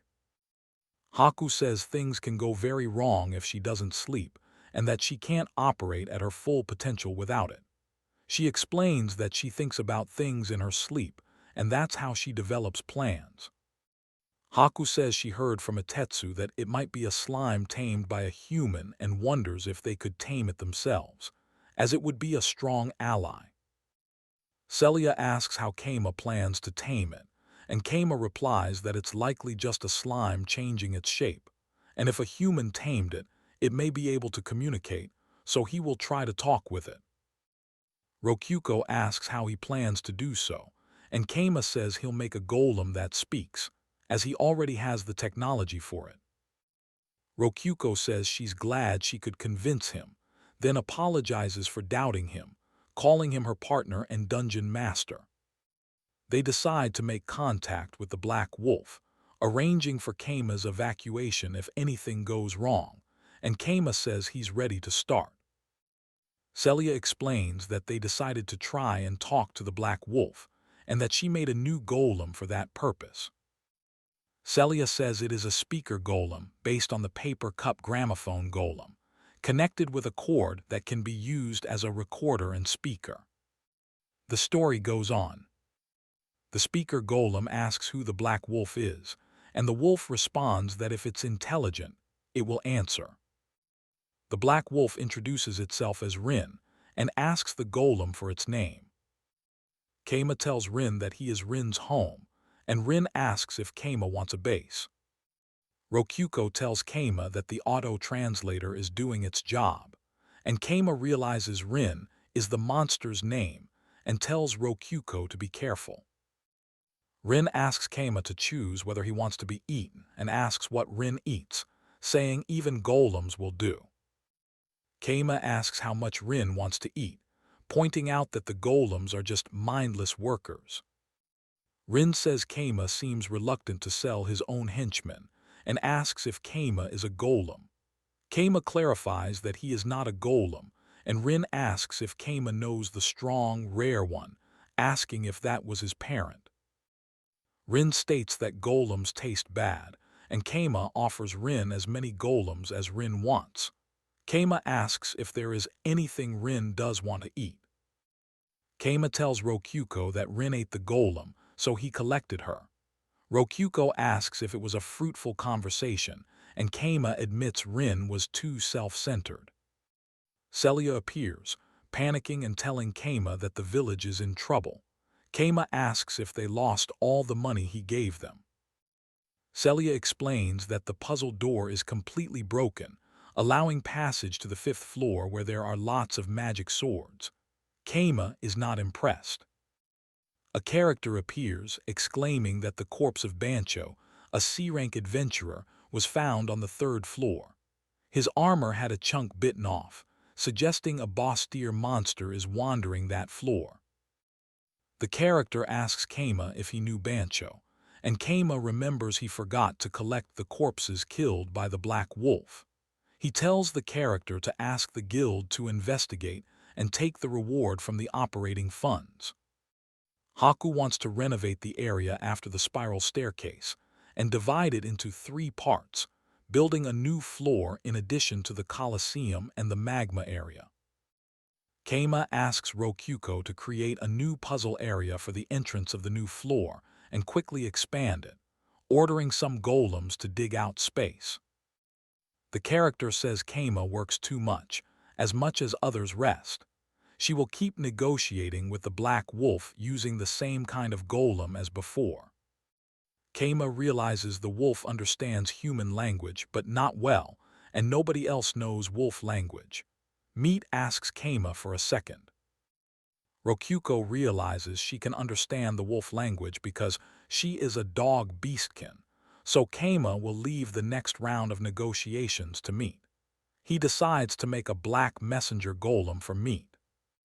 The Scanlation team is introduced. Rokuko explains that she tried to communicate with the Black Wolf, but it didn't go well, so she left it to Meat. Kama tells the black messenger golem that it's Meat's exclusive color, and the operation starts tomorrow, so he's counting on her. The day of cooperation starts early, but Meat's day started even earlier since she didn't work last night. Kama looked at her feet more than anywhere else, so Meat picked out her socks upon waking up in the morning. In order to avoid that, after getting the socks on, she started performing light stretches, wrinkling her maid uniform. After thoroughly stretching, Meat puts on the maid outfit golem that was given to her by her master, ready for work. Kama greets Celia, the Adventurer Guild receptionist, who pats Meat's head, giving him the energy he needs to survive the day, although Meat isn't fond of anyone other than Kama patting her head. Haku says if her morning starts like this, she has a bad feeling about today's operation. Haku tells Meat that if needed, she'll provide her with any required items so she can concentrate on the negotiations, and if anything goes wrong, they'll collect her, so she shouldn't be afraid. Rokyuko sees another golem. Ikika asks if it's Yuma, another golem. The golem says that the different color must not be enough for him to notice, and that it's actually another talking golem that looks the same, then wonders if that's why she's alive. Ikika asks if he ate Yuma already, which means that golem is now hers, but the golem replies that it's not true. Kama thinks that won't fly with Meat, and asks if she would remain loyal to the dead, then wonders if she's talking about her death or his. Rokyuko wonders what they're talking about. Ikika says she never needs a master and asks what that is, then says if she joins now, she gets this for free. The golem offers candy and a hamburger, asking if she won't join her pack, and says that she'll eat Ikika too.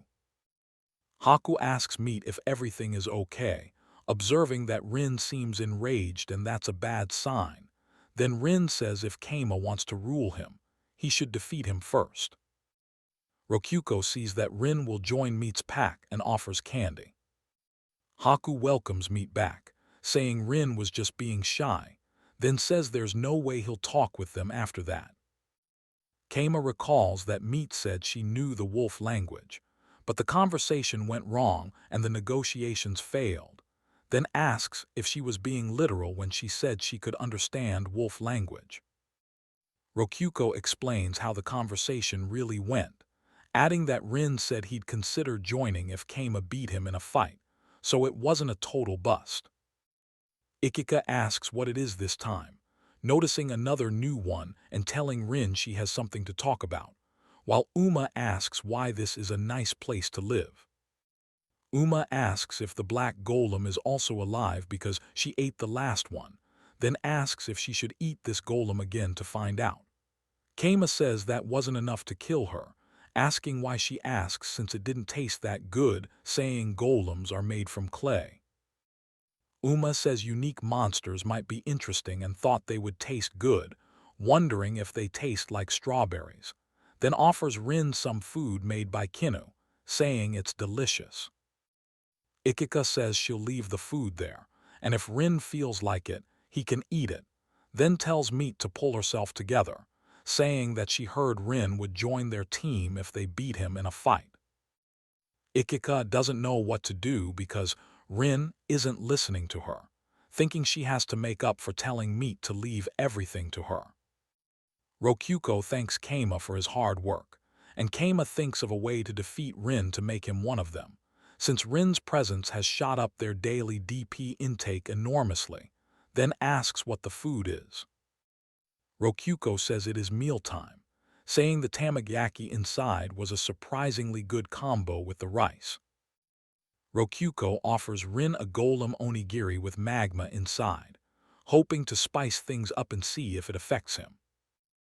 Rin eats the onigiri, but it has no effect, so Rokyuko wonders if it wasn't enough magma and calls for Nerun to take over. Kama thinks of other things he can try, like sulfuric acid, strong solutions, sleeping drugs, and toxins. Several days have passed since Kama started experimenting with Rin when Wazma, the local bar owner and vice town chief, comes to update him. Wazma explains that many people will be investigating the dungeon, including adventurers who accepted the extermination quest, and asks Kama to greet an important adventurer. Rokyuko says that Kama will handle the greeting, as the adventurer is a saintess from the Holy Kingdom, a neighboring religious state.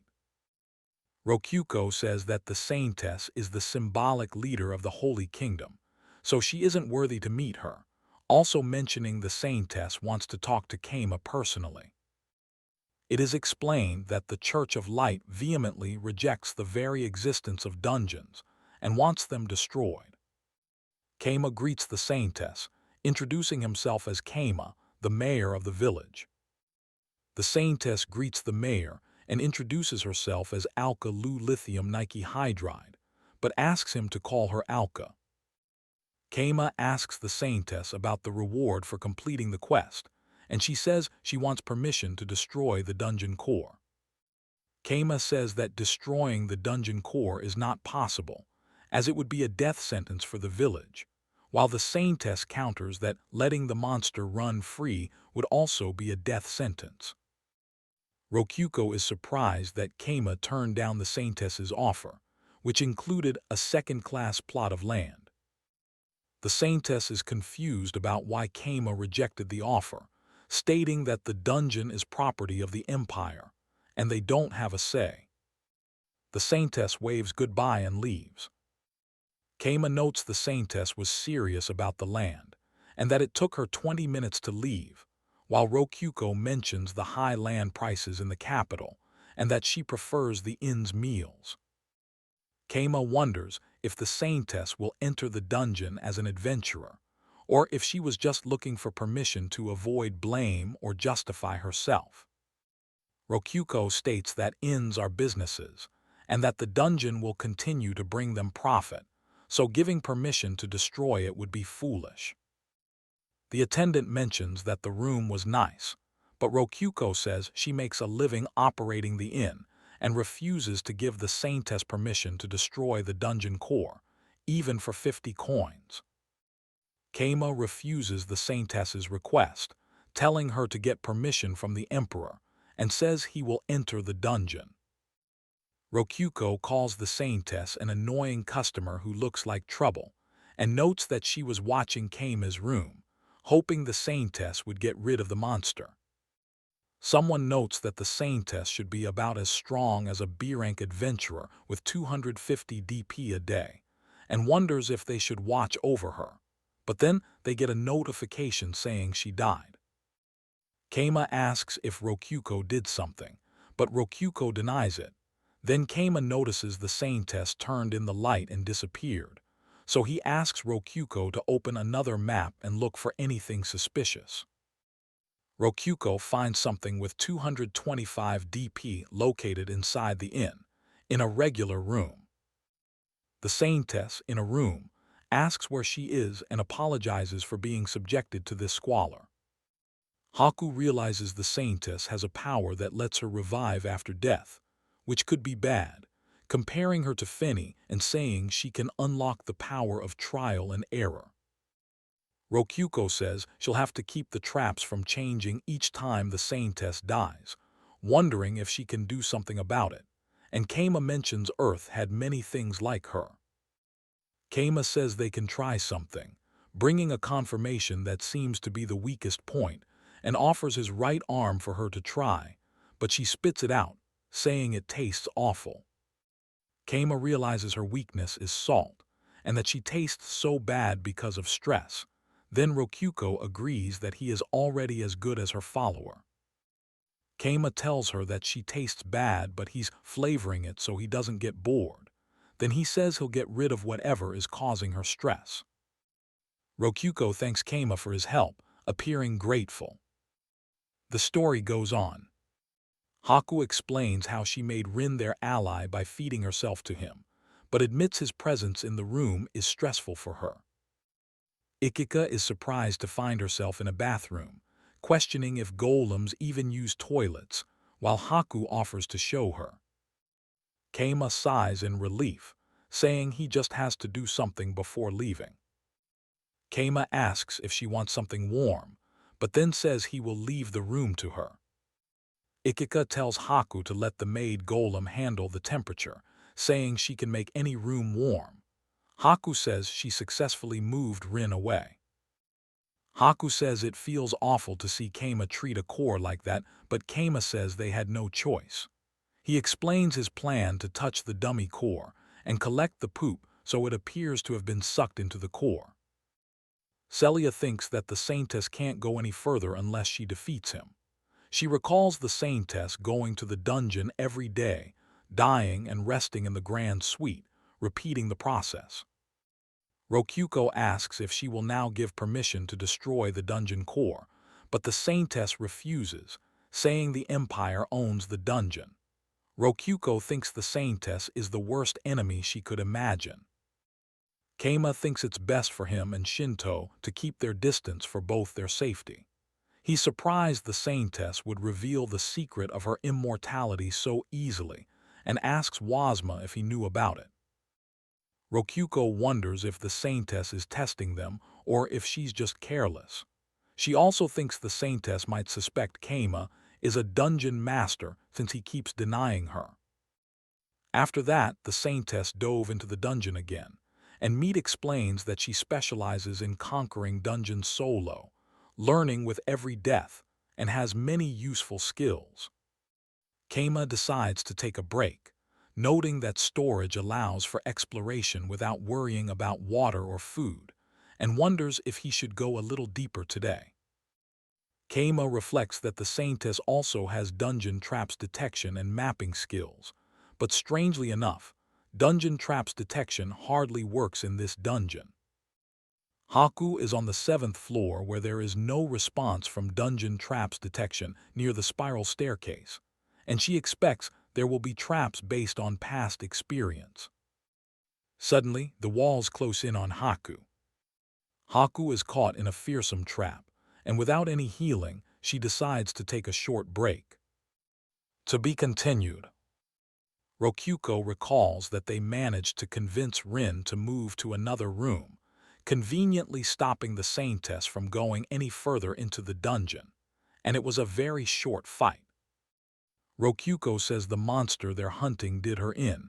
Even if the Saintess can revive, she still suffers the agony of death, but she's okay, although she thinks the foe is quite powerful. Ikika will try to learn more first, and remembers the Saintess kept various poisons on her person at all times, both for emergencies and as a way to commit suicide. Haku says 40% is a better assumption, and asks Ikika to fill it back up by tomorrow, and tells the Saintess to take a rest, wishing her good night. This chapter is titled New Possibilities. The next day, Rokuko tells Keima to get ready for his adventurer shift because they need to do their jobs, otherwise their secret could get out. Rokuko elaborates that they get nice DP from Rin and the Saintess, plus a good bonus every time she dies, so she decided to roll the 1000 DP gacha every time the Saintess dies, and next time she wants Keima to pull. Celia is amazed at how much the village has grown, with so many different shops, and explains that people sell and buy loot from the dungeon and products from village craftsmen, and the Adventurers Guild even assigns guards to keep order. Rokuko calls out to Keima and introduces him to Kantara, the village blacksmith, who unveils a light blade, which he hopes will be a magic blade in the future. Rokuko asks how to use it, and Kantara tells her to just grab and channel mana into it, explaining that he hopes to see her more surprised because it's a revolutionary idea, as top researchers are trying to make magic blades out of magic tools, but they're too weak and break quickly, plus alchemists aren't good at smithing. Rokuko understands that golem blades are also weak and can't be maintained, but this is putting an alchemist's magic tool on the hilt of a smith's sword, so the tool is working, and the sword is still strong, although she wonders if it might be more convenient to hold the magic tool in one hand and the sword in the other. Kantara agrees that she makes a good point, but the idea has potential depending on how practical its implementation is, and he plans to use it to improve dungeon-made items, then says the tool is not for sale because he crafted it himself, and asks where she bought the magic tool, surprised that she made her own. Rokuko explains that Nerun is trying to create a golem that can use magic, wondering if making the golem itself into a magical tool would allow it to use magic, and asks Kantara to teach her how to craft magic tools. Kantara agrees, saying he shouldn't be spreading this knowledge around, but he doesn't mind if it's for one of her girls, and invites them to his smithery, also mentioning adding magical items to the dungeon drop pool. The mayor appears, and Rokuko greets him, mentioning she looked for him at the inn and asking what he's been doing. Haku appears before the mayor, and he asks what he can do for her, and she tells him she has discovered the quest monster and asks for permission to destroy the core, but he says he has repeatedly told her to come back with the emperor's permission. Haku insists that she is the only one capable of exterminating that monster, calling it an evil spawn of pure darkness. Haku says it will take her some time to exterminate it, so he can think until then mentions she saw he enjoyed the rat race yesterday, and he apologizes for his undignified behavior. The mayor suggests sonic speed for betting, but then declines Haku's offer of land and rat race rights with a laugh. Keima thinks about how welcoming the mayor has been, listing the betting, selfless offerings, beloved meals, and charitable advice, concluding with the rat race and hot spring. The Saintess Alka vows to repay his love by eliminating the Black Wolf threat. Haku recalls asking Rin to join her, but he refused, and she suggests he hates serving under her, but he denies it. Rin says he will leave after winter to look for his master, because there is someone stronger than Rin, and Yuama is now in his pack, so he is not that hungry. Haku says they don't have much money left, and the mayor shouldn't spend all his time on rat races, but then she remembers she needs to negotiate with the Empire to destroy the core, and says she will write a letter now. Haku thinks the mayor is stubborn and should be more cooperative, but agrees to add that she intends to take a skilled man as her servant in the letter, and she hands 5 identical letters to the Adventurers Guild, because it was common practice to duplicate important letters to ensure their delivery. Keima and his team monitor her every step, since the inn is on the dungeon territory, and Rokuko asks if Keima is enjoying peeping into a girl's room, and says she will watch his legs as much when she becomes his enemy, but Keima says he is just spying on his enemy. Keima denies watching Haku's legs, but says she does have nice legs and he could have used meat and Ikika's feet if he wanted to. But since Rokuko is here, he will use hers.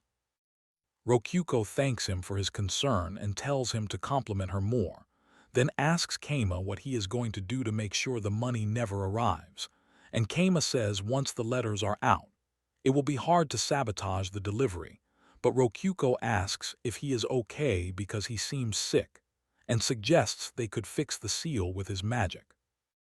Ikika confirms that he is the real Keima, and asks if he has a plan, so Keima explains that they wrote 5 letters to the same address as the Saintess, and the content is something along the lines of, "The Saintess is eating up our winter supplies and we can't say no to our guest, but we have our limits and wonder if the kingdom could handle the issue."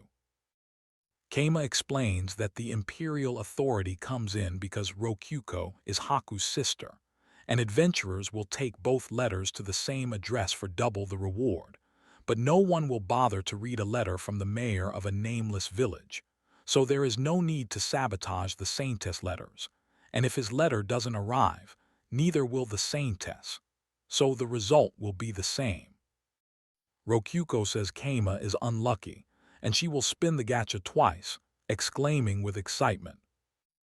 The gacha results in a chef skill scroll and a dummy core, and Meat notes something is off about them. Haku thinks the purple scroll looks poisonous, but decides to store it in her storage, noting cores change color when sick, and suggests Kinu use the scroll.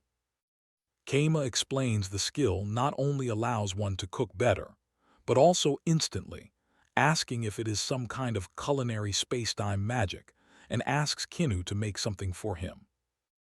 Kinu presents the finished cake, which looks perfect and delicious, and Rokuko asks Keima if he is going to give her Kinu.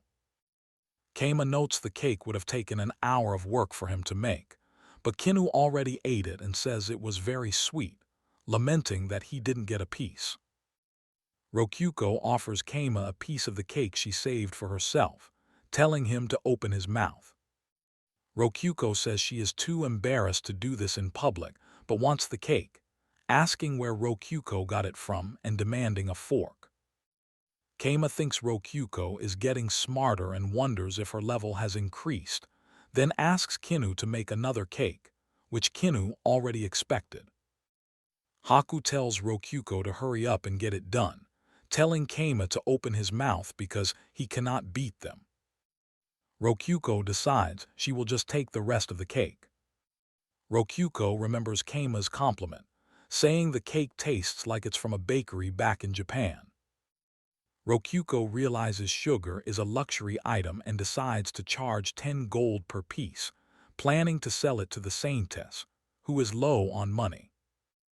Rokyuko recalls how the last time the Saintess needed money, she asked the Holy Kingdom, and Rokyuko sabotaged the request, wondering why they want the Saintess to return, even though she hasn't done anything yet. A person says it looks like Operation Complaint Letter was a success, and they are summoning them back, wanting them to leave as soon as possible and not giving them any additional funds. Keima says the Saintess bought the whole cake despite being short on money because sweets are incredible, and since they received new orders, they can only stay for 3 more days, leaving them no choice but to conquer the dungeon. Rokyuko decides to conquer the dungeon in the next 3 days, and says it's easier to ask for forgiveness than permission. Ikika tells Rin the Saintess will only be here for 3 more days, saying she decided to get serious too and is counting on Rin. She hopes Rin is not going to hibernate. Rokyuko feels an earthquake and wonders why, since the master room is in another dimension, and she realizes they are in big trouble. Celia says the Saintess is attacking them, and she recorded her murmuring a chant to destroy dungeons, saying all enemies of the God of Light should die, and Rokyuko is going to the master room herself. Rokyuko says she has never heard such a long spell incantation as the Saintess shines, sealing the dungeon for 3 days. This panel is an empty reaction shot. Someone says the earthquake only seemed to be felt there and in the dungeon, and they need to find out the effects of the seal, and tells Keima to look at the DP catalog. Keima sees that almost everything in the DP catalog is unavailable for the next 714 time units. Haku confirms the dungeon is sealed and wonders about the divine pact of the gods, stating they can't alter, summon, or enhance anything. Rokyuko says it doesn't apply to her, then decides to build golems, telling Keima to beat the Saintess. Keima says he's off to keep an eye on the Saintess's master and asks what's up. Haku looks serious and says circumstances have changed, so she will be forced to leave in 3 days and thought it best to inform him. Rokyuko says to prepare to depart in a few days, then says she accepts his marriage proposal, shocking Keima. Haku says her husband will be an exception and wants him to come back to her home with her, as once the dungeon is destroyed, nothing will hold him there. Rokyuko tells Keima to kiss her to seal their bond, but he thinks he needs to turn her down, as he already has a partner. Rokyuko explains that in the Church of Light, the one proposing must kiss the feet to seal the vow. Recapping the previous events, Keima thinks that the Saintess is trying to seduce him. Rokyuko interrupts, saying she's the only one who gets to play with Keima like that. Haku asks if that's Rokyuko, and Rokyuko declares she is Keima's partner and the other woman isn't wanted there. Haku then says she shall marry Rokyuko too, calling her my lady.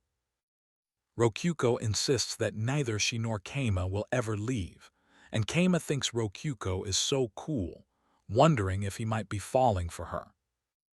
Keima thinks he is the most important person to Rokyuko, but Rokyuko tells Haku not to decide things on her own, showing off her ring as proof. Haku admires the ring and asks Keima to make her one too, but Rokyuko objects, not wanting Haku to have a better ring than hers. Rokyuko says that solves everything and she will make Haku a ring out of the dungeon core instead. She demands the ring from Haku, calling her an enemy. Rokyuko declares that Haku said she would destroy the dungeon and can take her ring in 3 days. If Haku can't, she must give up on Keima and leave them alone. Haku agrees and leaves the mayor's office to prepare, as Keima realizes they will both die if Haku conquers the dungeon. It's the first day of the competition. Celia explains that defeated monsters won't respawn and no new traps or rooms can be added during the ritual. She notes that if Haku can kill the Black Wolf once in 3 days, the conquest will be easy. Haku continues chanting, seeing this as her only way to defeat the beast. Haku barely dodges an attack, realizing she would have died if it had hit her.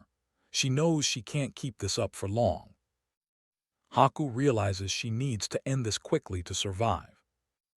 Celia completes her chant, declaring she will use the power of her love. Rokyuko notices that the attack didn't hit Rin and sees that it looks like a donut.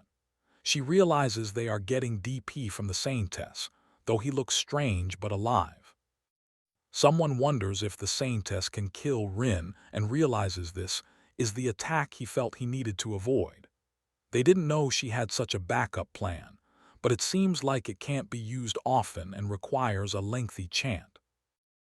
Rokyuko tells Keima that she has succeeded, then asks if someone can improve golems with magical tools. She tried many things until something worked, and she learned a thing or two from Kantara about making magic circles properly.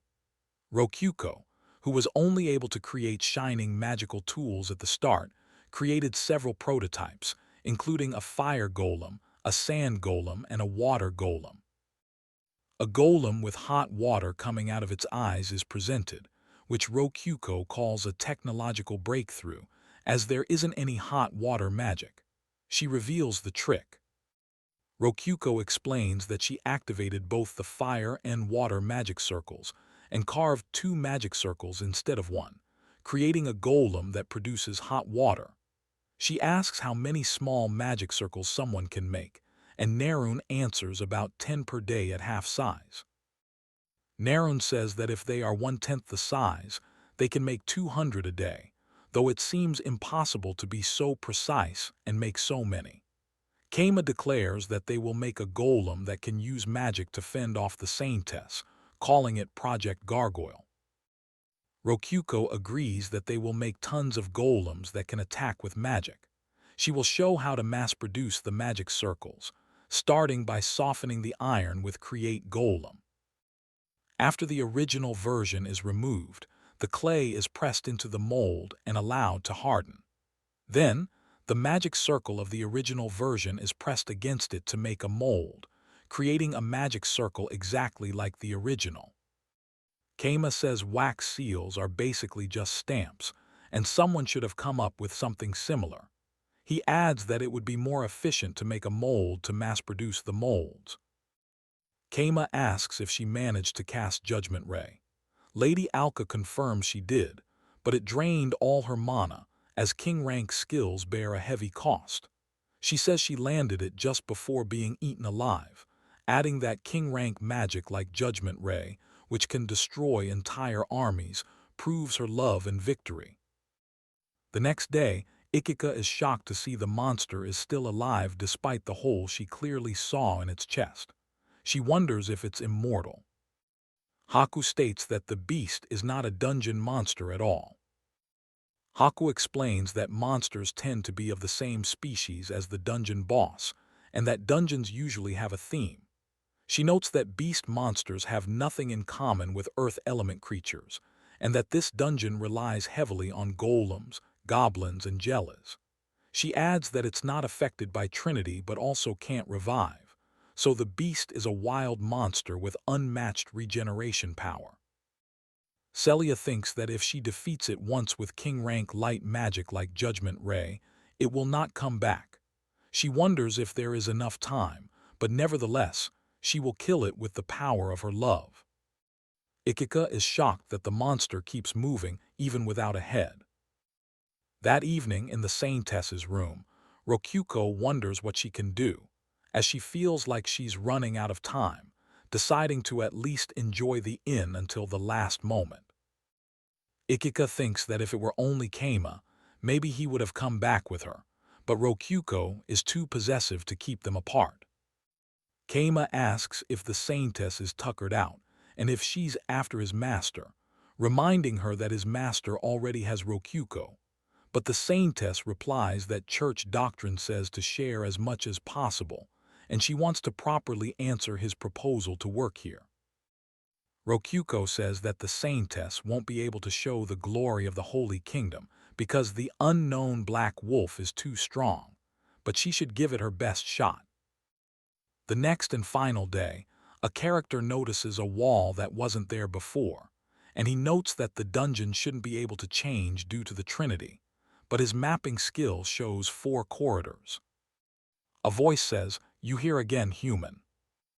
The wolf asks if the human wants something from him, saying he doesn't know what to say because he's never eaten himself before, and explains that the human only sees him as food. The wolf offers the human the chance to join his pack. Haku wonders what the wolf means, thinking he's offering something besides food, and is asking her to be his follower. The character realizes that the Saintess enters the dungeon every day and Rin eats her, and it's the same as him feeding golems to Rin, so he calls an emergency and tells Narun he's going back to the master room. Meat asks if the Saintess joined his pack, and the character tells him to be ready, and says he'll help his follower, then tells Meat to call him boss from now on, and Meat asks if he came from outside the dungeon. The character wonders if the wolf took over the dungeon, then the wolf says it's time to eat, but the character interrupts, asking if he's going to eat his follower, and the wolf says he's looking for the dungeon core, saying he ate one and asking if there's a problem. The character agrees and asks the wolf to show him the dungeon core, telling him to follow him and guide him to it. Rokuko fills the gargoyles with magic stones and says she's leaving the inn to Kinu, asking if she can handle it by herself. Kinu confirms she can handle it. Then Rokuko tries to evacuate the core to her room, but she can't because of the Saintess's ritual. Haku says it's been a while since death has come to visit, and Rokuko and will both die if the true core is destroyed. Rokuko thinks that was cool and she'll say that next time, and says her master is so cool. The character wonders how this came about, thinking he unconsciously offered a beloved meal and selfless offering. A character questions whether to break the wall, noting that some dungeon walls don't repair after being destroyed, and decides to avoid unnecessary risks. Someone is surprised by a surprise attack at a dead end, activating a shield and noting they didn't expect such from mere golems. The character stands ready. A character states that they ate the attackers and thanks Keima for the help, then reflects on always being alone in dungeons. Haku thinks things would be different if she had allies that could revive her after death, noting this is the first time someone protected her. Keima tells her she is weak, but to follow him closely. A character says that the enemies are here and asks if Keima can take the right half. Celia realizes they're at a dead end and suggests breaking the wall, then asks what a newcomer is doing here. The newcomer introduces themselves as Yuama and asks them to go back the way they came, explaining that today is their last day. Keima explains that to go forward, they need to kill Yuama, and he tells the others not to interfere, saying he will protect them. Keima reflects that arbitration is also his job, but since Yuama told him not to eat them, Yuama can revive as much as he wants. They realize the wall fell because Yuama was defeated, and decide to go this way, as they have never been beyond this point. Keima tells the paper cup golem to stay within reach, noting that they killed him, and opened the way to the core, He realizes they're going to the magma area connected to the flame caverns and tells Feni to go. Haku wonders if she can catch and tame the phoenix that went into the lava, lamenting that it's a color she's never seen before and claiming that every saintess wants one. Rokyuko jokes about giving Feni to her in exchange for leaving the core alone, before noting that they've arrived at the entrance of the flame caverns, which is another dungeon. Haku asks Keima how he knew that, and Keima replies that they just have to attack them with the new type of golem. Keima asks Nerun if it's ready, and Nerun confirms that all crafting is done, so Keima orders both the new and Antarin golems to be deployed for combat. Rokyuko thanks Keima, telling everyone to get ready for the last battle and assigning them to take charge of the smaller enemies. Keima confirms they are on the right path, heading towards the room with the glowing ball. Rokyuko says she was hoping they would fall for the trap and keep going, then asks them to leave one last time. Keima says he won't turn back, so the enemy says they will beat him and Rin down, and Keima says they can try. Someone finally arrives. The characters face each other. Keima says, "All right, let's do it." Celia asks if the giant golem is what they really are. Keima says they've grown much stronger, but then he realizes they're made of salt.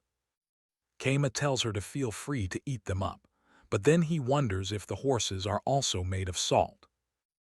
Rokyuko says their footsteps are too loud for a surprise attack, and asks if only one of them can speak. One of the enemies says his swordsmanship resembles that of a knight, but his execution is at best C rank, and tells Yuma to take this. Keima attacks, repeating they're everywhere. Keima tells the packmate it is over, asking if he wants something to eat. The packmate is shocked. Rokyuko notes the water spell and golem casting magic, saying she didn't even hear the chant, and realizes it is her loss. Keima announces that they defeated the enemy. The others celebrate their victory over the saintess, admiring the water magic and the arm inspired by gargoyles, and Keima explains the effectiveness of adding sand to the water. Keima notes the expensive single-use magic stones, says he worked hard on the salt horse golems, and tells Rin he will be back soon. Keima offers Rin a chance to become his subordinate to protect the dungeon together, but Rin refuses.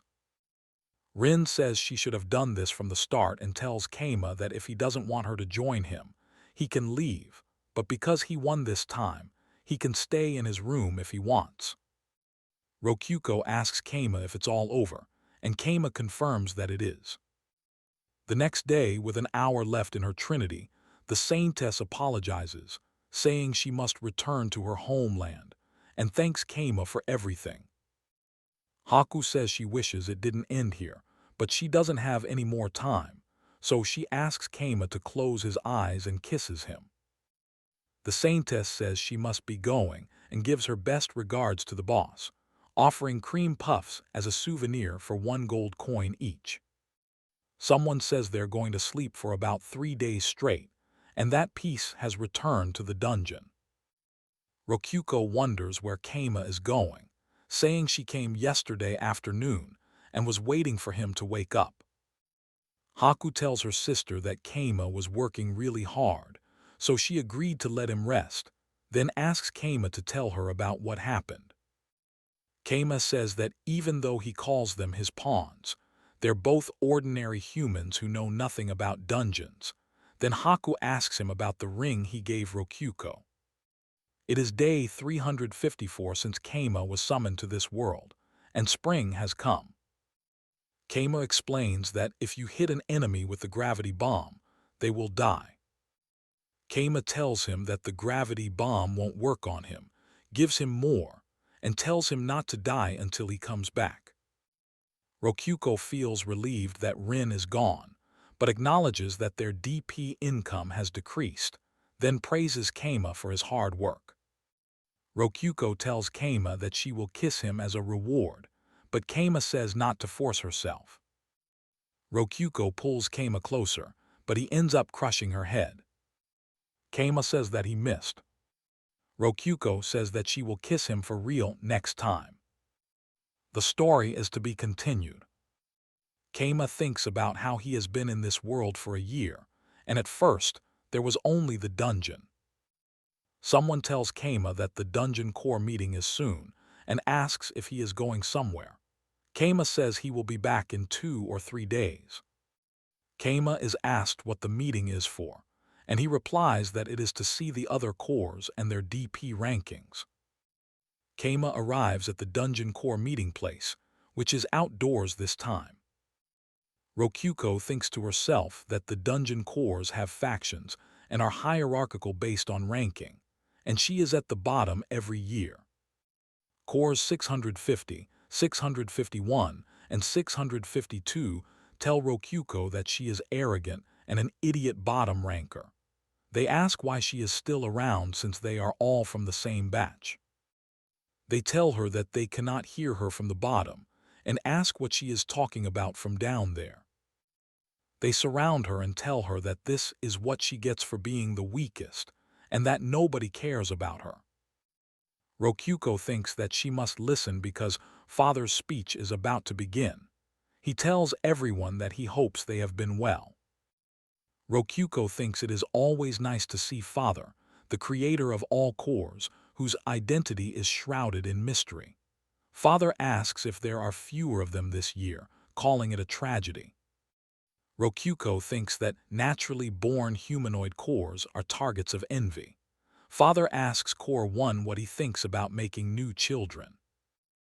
Core 89 suggests waiting for more of the batch to die off before creating more, but Core 5 disagrees, calling her a traitor.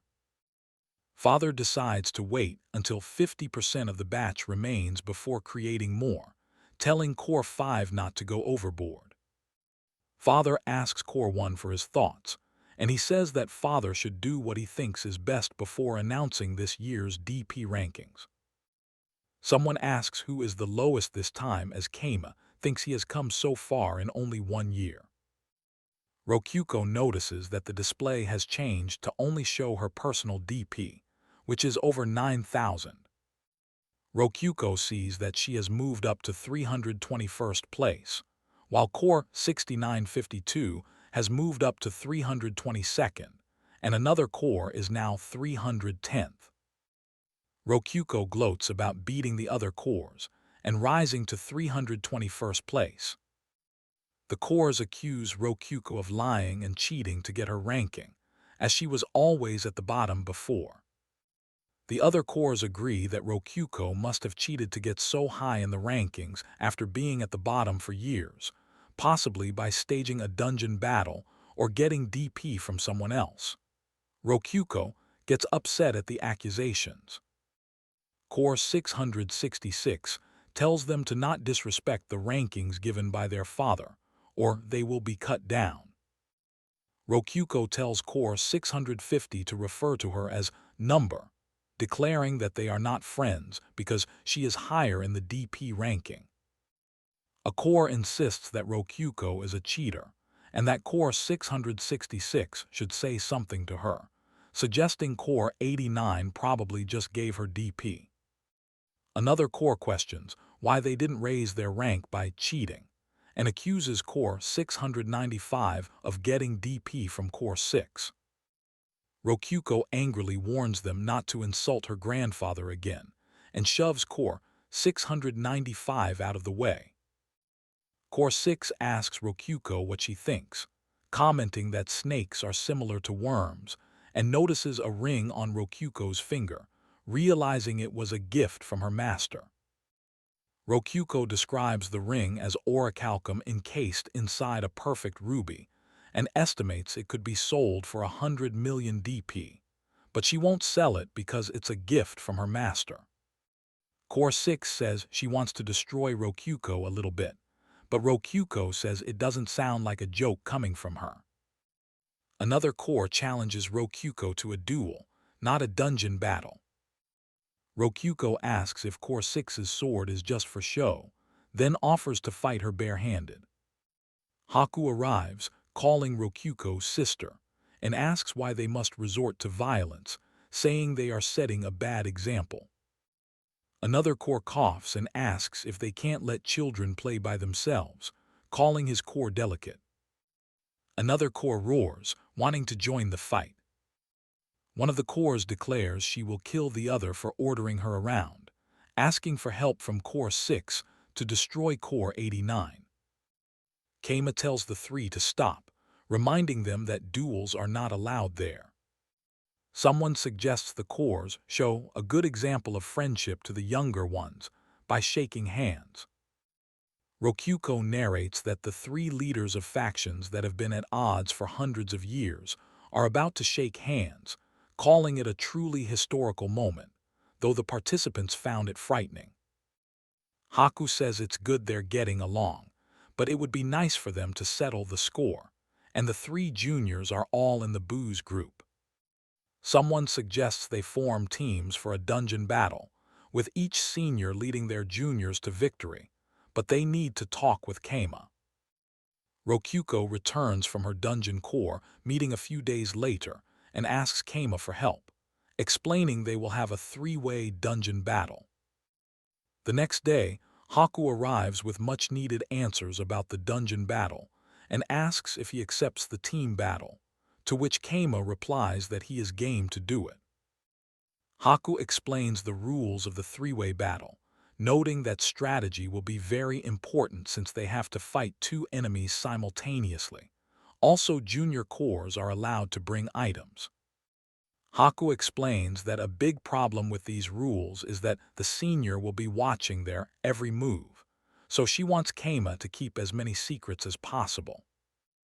Keima asks about a reward, and if there will be a penalty if they lose, and Haku says that speaking to her feels like a boxing match. Haku tells him that if they lose, they will only lose all the items and DP they used for the battle, but Rokyuko will temporarily restrain and lecture her. Rokyuko explains that father will grant 2 rewards of his choosing for each core associated with the winning team, and she also has a present for him. Haku congratulates Rokyuko on now being a noble and says Keima's adventure card now says B rank, and she already has some possible dungeon spots in mind. Haku says this is the capital, and once Keima puts his adventurer's gear on, she will show him around the city.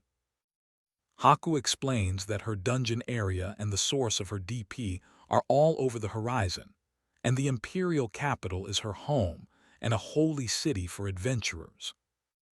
Rokyuko reminds them they are not just here to see the attractions, but to look for inspiration for their strategy, and suggests calling it a day off to explore the city, asking if there is anywhere they would like to go first.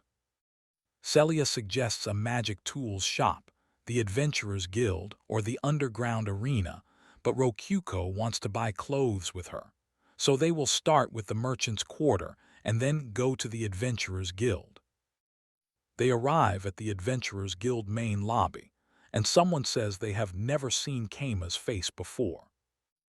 Keima notices Haku and Rokyuko are standing behind him and smiling, and Meat pulls out a knife. A man appears and offers Keima candy, telling him to protect the girl since he is the oldest. The man is known for donating to orphanages and giving candy to kids, and he recognizes Keima, saying they were planning to visit his village soon, and introduces himself as Yuzo and his friend Muzo, who Keima had saved in the Cave of Desires.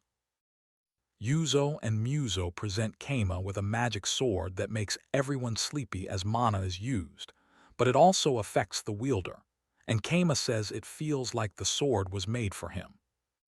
Keima realizes the blissful feeling of slumber he just experienced was the power of the magic sword, and he asks if he can really have it, and Yuzo confirms it is his. Then Rokyuko suggests they meet the guildmaster. Rokyuko thinks about hitting someone in such a peaceful dream and asks Misha how work is going, and Misha introduces herself as a cat beastman in the guild, and Rokyuko explains that Misha is also a dungeon monster. Rokyuko explains that Misha can't be trusted with intelligent tasks, and Misha seems offended that Rokyuko solved the riddle she couldn't, and Rokyuko says she will have to punish her for sleeping at work. Rokyuko announces that Misha will face a monster of her choosing in the underground arena, and Misha faces a large tentacle slime, and Rokyuko declares it Misha's punishment. Misha uses her special attack, creating afterimage clones to pummel her opponent relentlessly. Celia tells her to stop, saying she gives up, but Rokyuko says she needs to punish her subordinate. Keima thinks a monster like this could be useful for defense as they finally start building the dungeon, and he explains they need to pick a location, and lists plains, mountains, and ocean.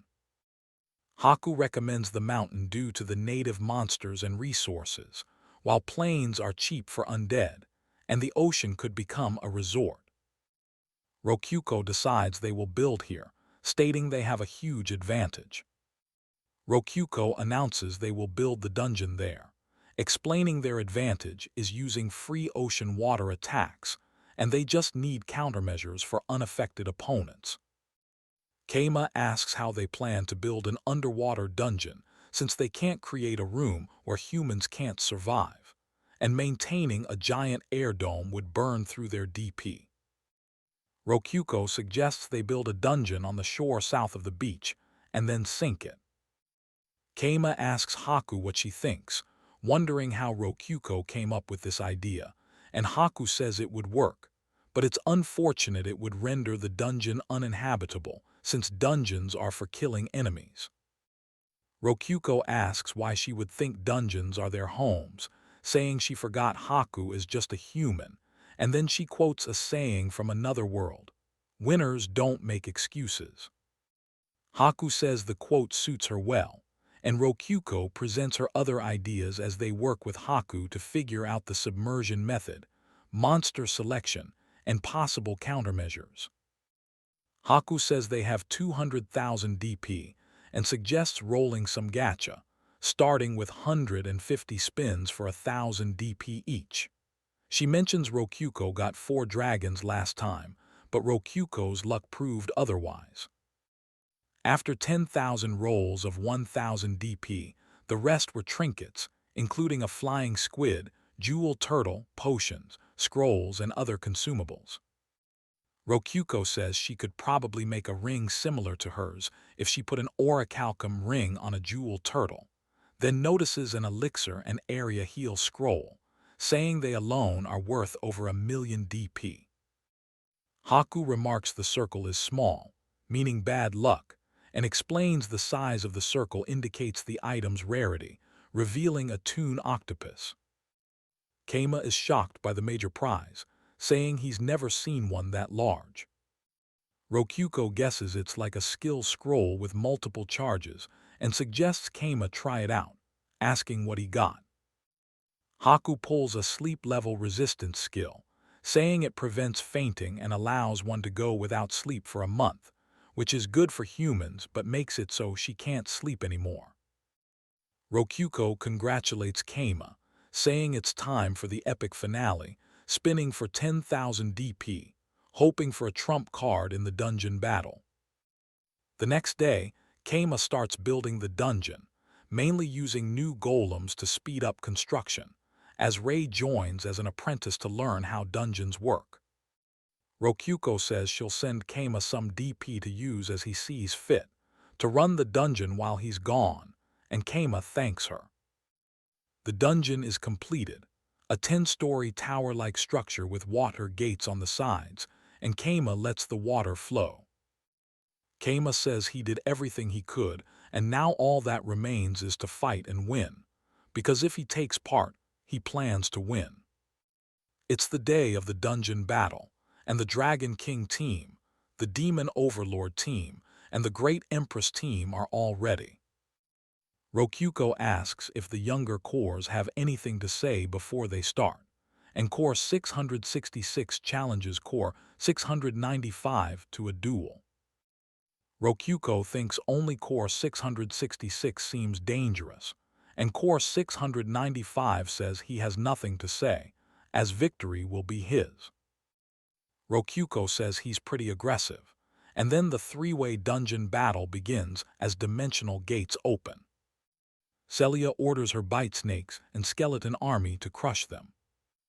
Keima orders the gates closed and the golems sent to the two enemy gates, as the first flood is successful. Rokyuko is excited, calling Core 695 her sworn enemy and declaring that it's time for her to get serious too. Keima is told that the enemy is approaching, and he orders Niku to activate the flooding mechanism. Ikika explains that the gate room on the lowest floor has been flooded, pushing monsters back, and that the dungeon was built as a tower to be flooded. Haku is surprised that the water won't stop and that entire squads are being swept away, even their own golems. Rokyuko says that every room is flooded, and they still need to drain the water and kill the enemy. Rokyuko is impressed that Keima's water attack is causing so much disruption, and Keima tells Niku to test their newest monsters and tactics. Niku and Ikika are told to provide supporting fire with the gargoyles, targeting enemy groups A, B, and C in 4 consecutive volleys. They fire. Rokyuko is impressed by the magic explosions and wonders how anyone could make explosions like that with arrows, as the true gargoyles charge, breaking the enemy formation.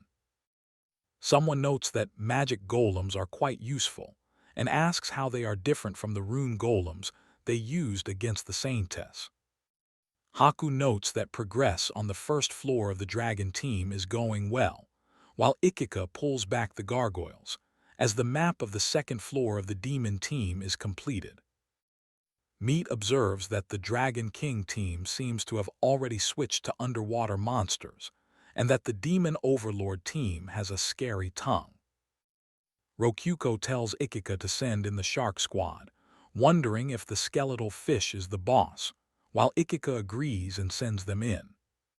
Keima is alerted that the enemy is breaking through to the second floor, as someone notes that the monster is from the gacha.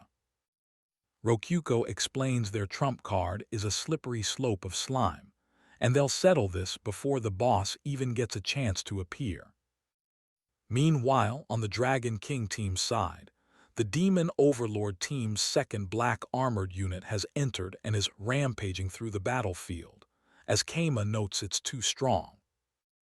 Someone orders number 651 to continue the assault on the Demon Overlord team, number 652 to keep advancing toward the Empress team, and number 650 to summon water-type monsters for defense, lamenting their lack of subordinates. Someone explains the three beasts are naturally locked in a cycle of fighting and preying on each other, which resulted in them devouring each other, and the snakes won't climb the slope at all because it's too slippery. Number 652 is swapped out and complains about the slippery footing, wondering why they only have snakes.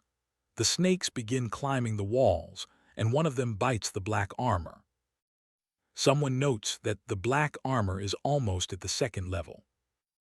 Rokyuko wonders if washing off the slime was a good idea, but then acknowledges that snakes really can move along walls. She says they still have 3 rooms left and checks on the battle situation in each sector, noting that the Dragon King team is advancing while avoiding the black armor.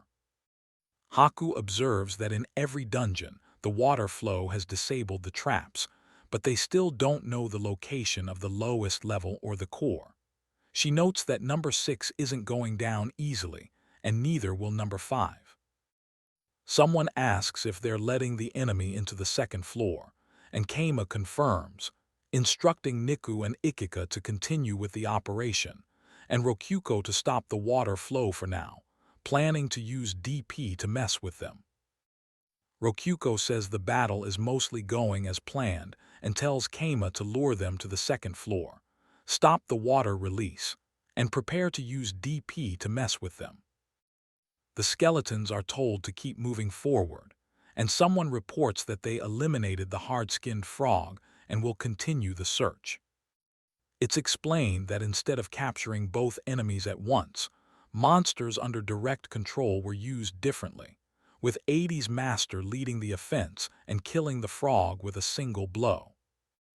Celia observes that the main force in the Empress Dungeon's second floor consists of a large number of gargoyles, which might be too much for the snakes and skeletons.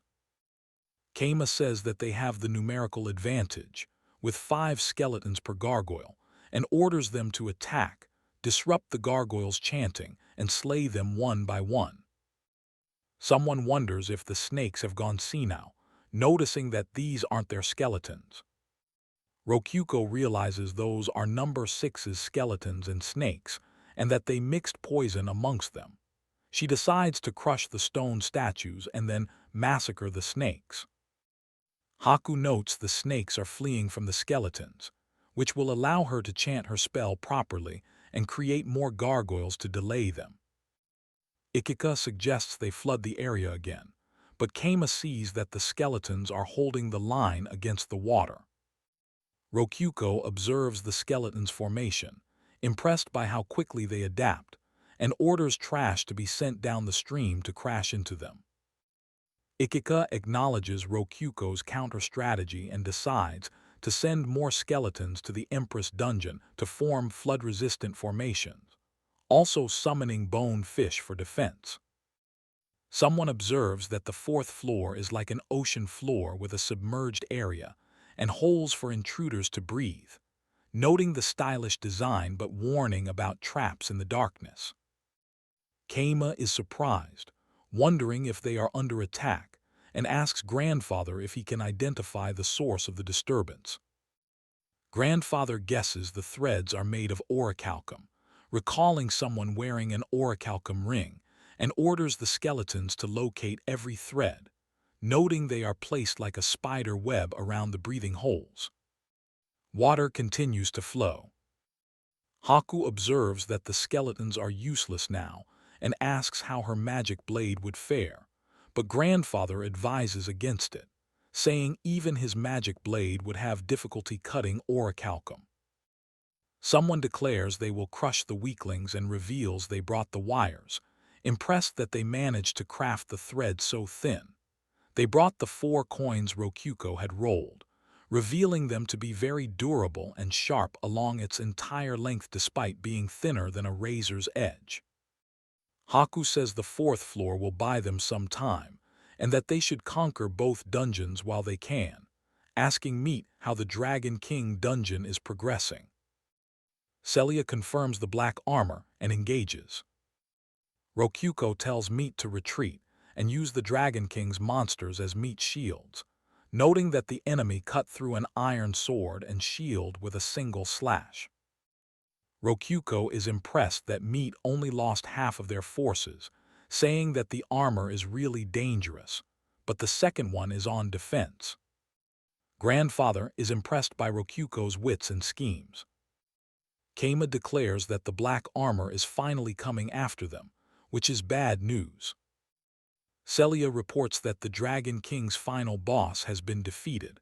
The black armor has destroyed the core, and both black armor elites are joining the assault on their dungeon.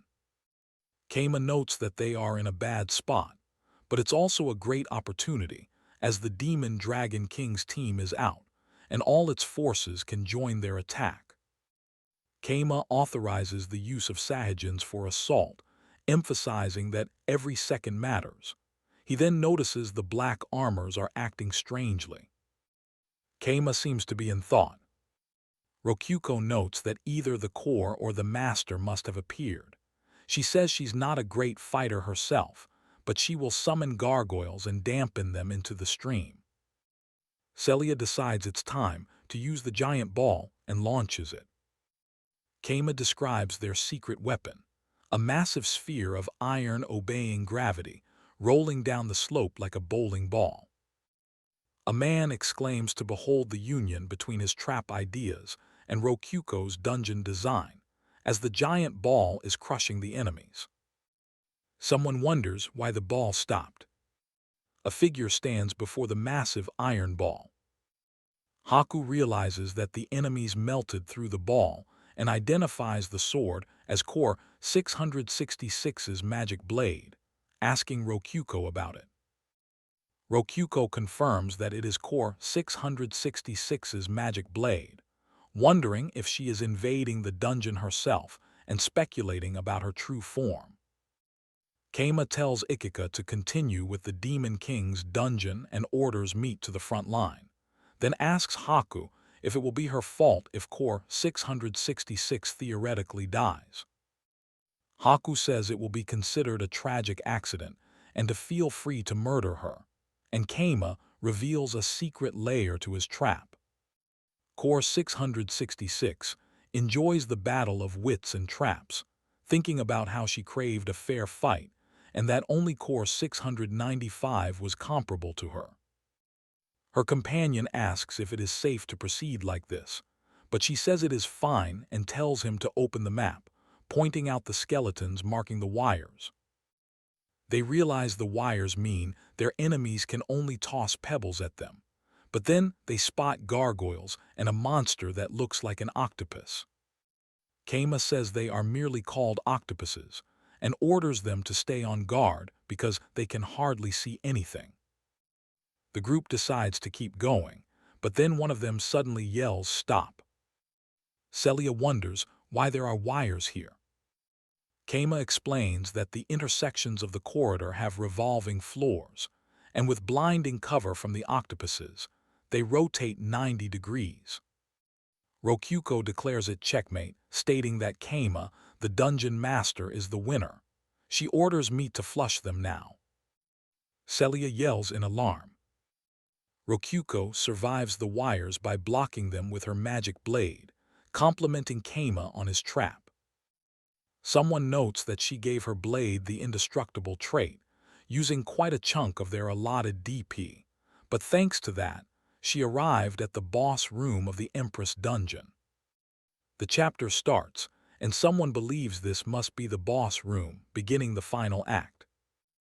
Rokuko expresses disappointment at the lack of traps, and Ikika reports that the Demon Overlord dungeon was already cleared, with the boss only summoning skeletons and offering no core. Haku orders a thorough search, considering the possibility of a hidden path, but reaffirms their plan to defeat number 666. Keima mentions the tentacle slime Rokuko obtained from the highest DP gacha, noting its high HP, low MP, physical weakness, and fire vulnerability. Keima explains that while the tentacle slime is weak to fire, they should be especially wary of the black armor, and declares it's time to use their trump card, Ray, while he covers for him. Someone notices that many golems are coming from the core room, even more than the skeletons. Rokuko questions how Keima managed this, and he explains he sent the golems from the Cave of Desires using the gate, which was connected when Rokuko returned from the gathering. Keima suggests connecting the gate to the arena to make material stocking easier, mentioning he will inform his father about the gate's placement at the construction site of the White Beach, now located on the 10th floor of their dungeon. Keima urges everyone to finish the fight. Celia commands their troops to charge. Rokuko unleashes a giant ball attack, flattening the enemy army. Keima uses Crimson Road. An explosion erupts. Keima is shocked by the power of Meet the Wise, noting the damage and asking Haku for an explanation of the Crimson Road skill. The enemy commander observes that the skeletons aren't moving and decides to corner them with his troops, while another commander says they only lost some golems. A Sahuagin unit charges, while Keima's group is still recovering. An adventurer notices a dummy core in the armor and realizes the enemy abandoned their dungeon, ordering an attack to destroy the core for victory.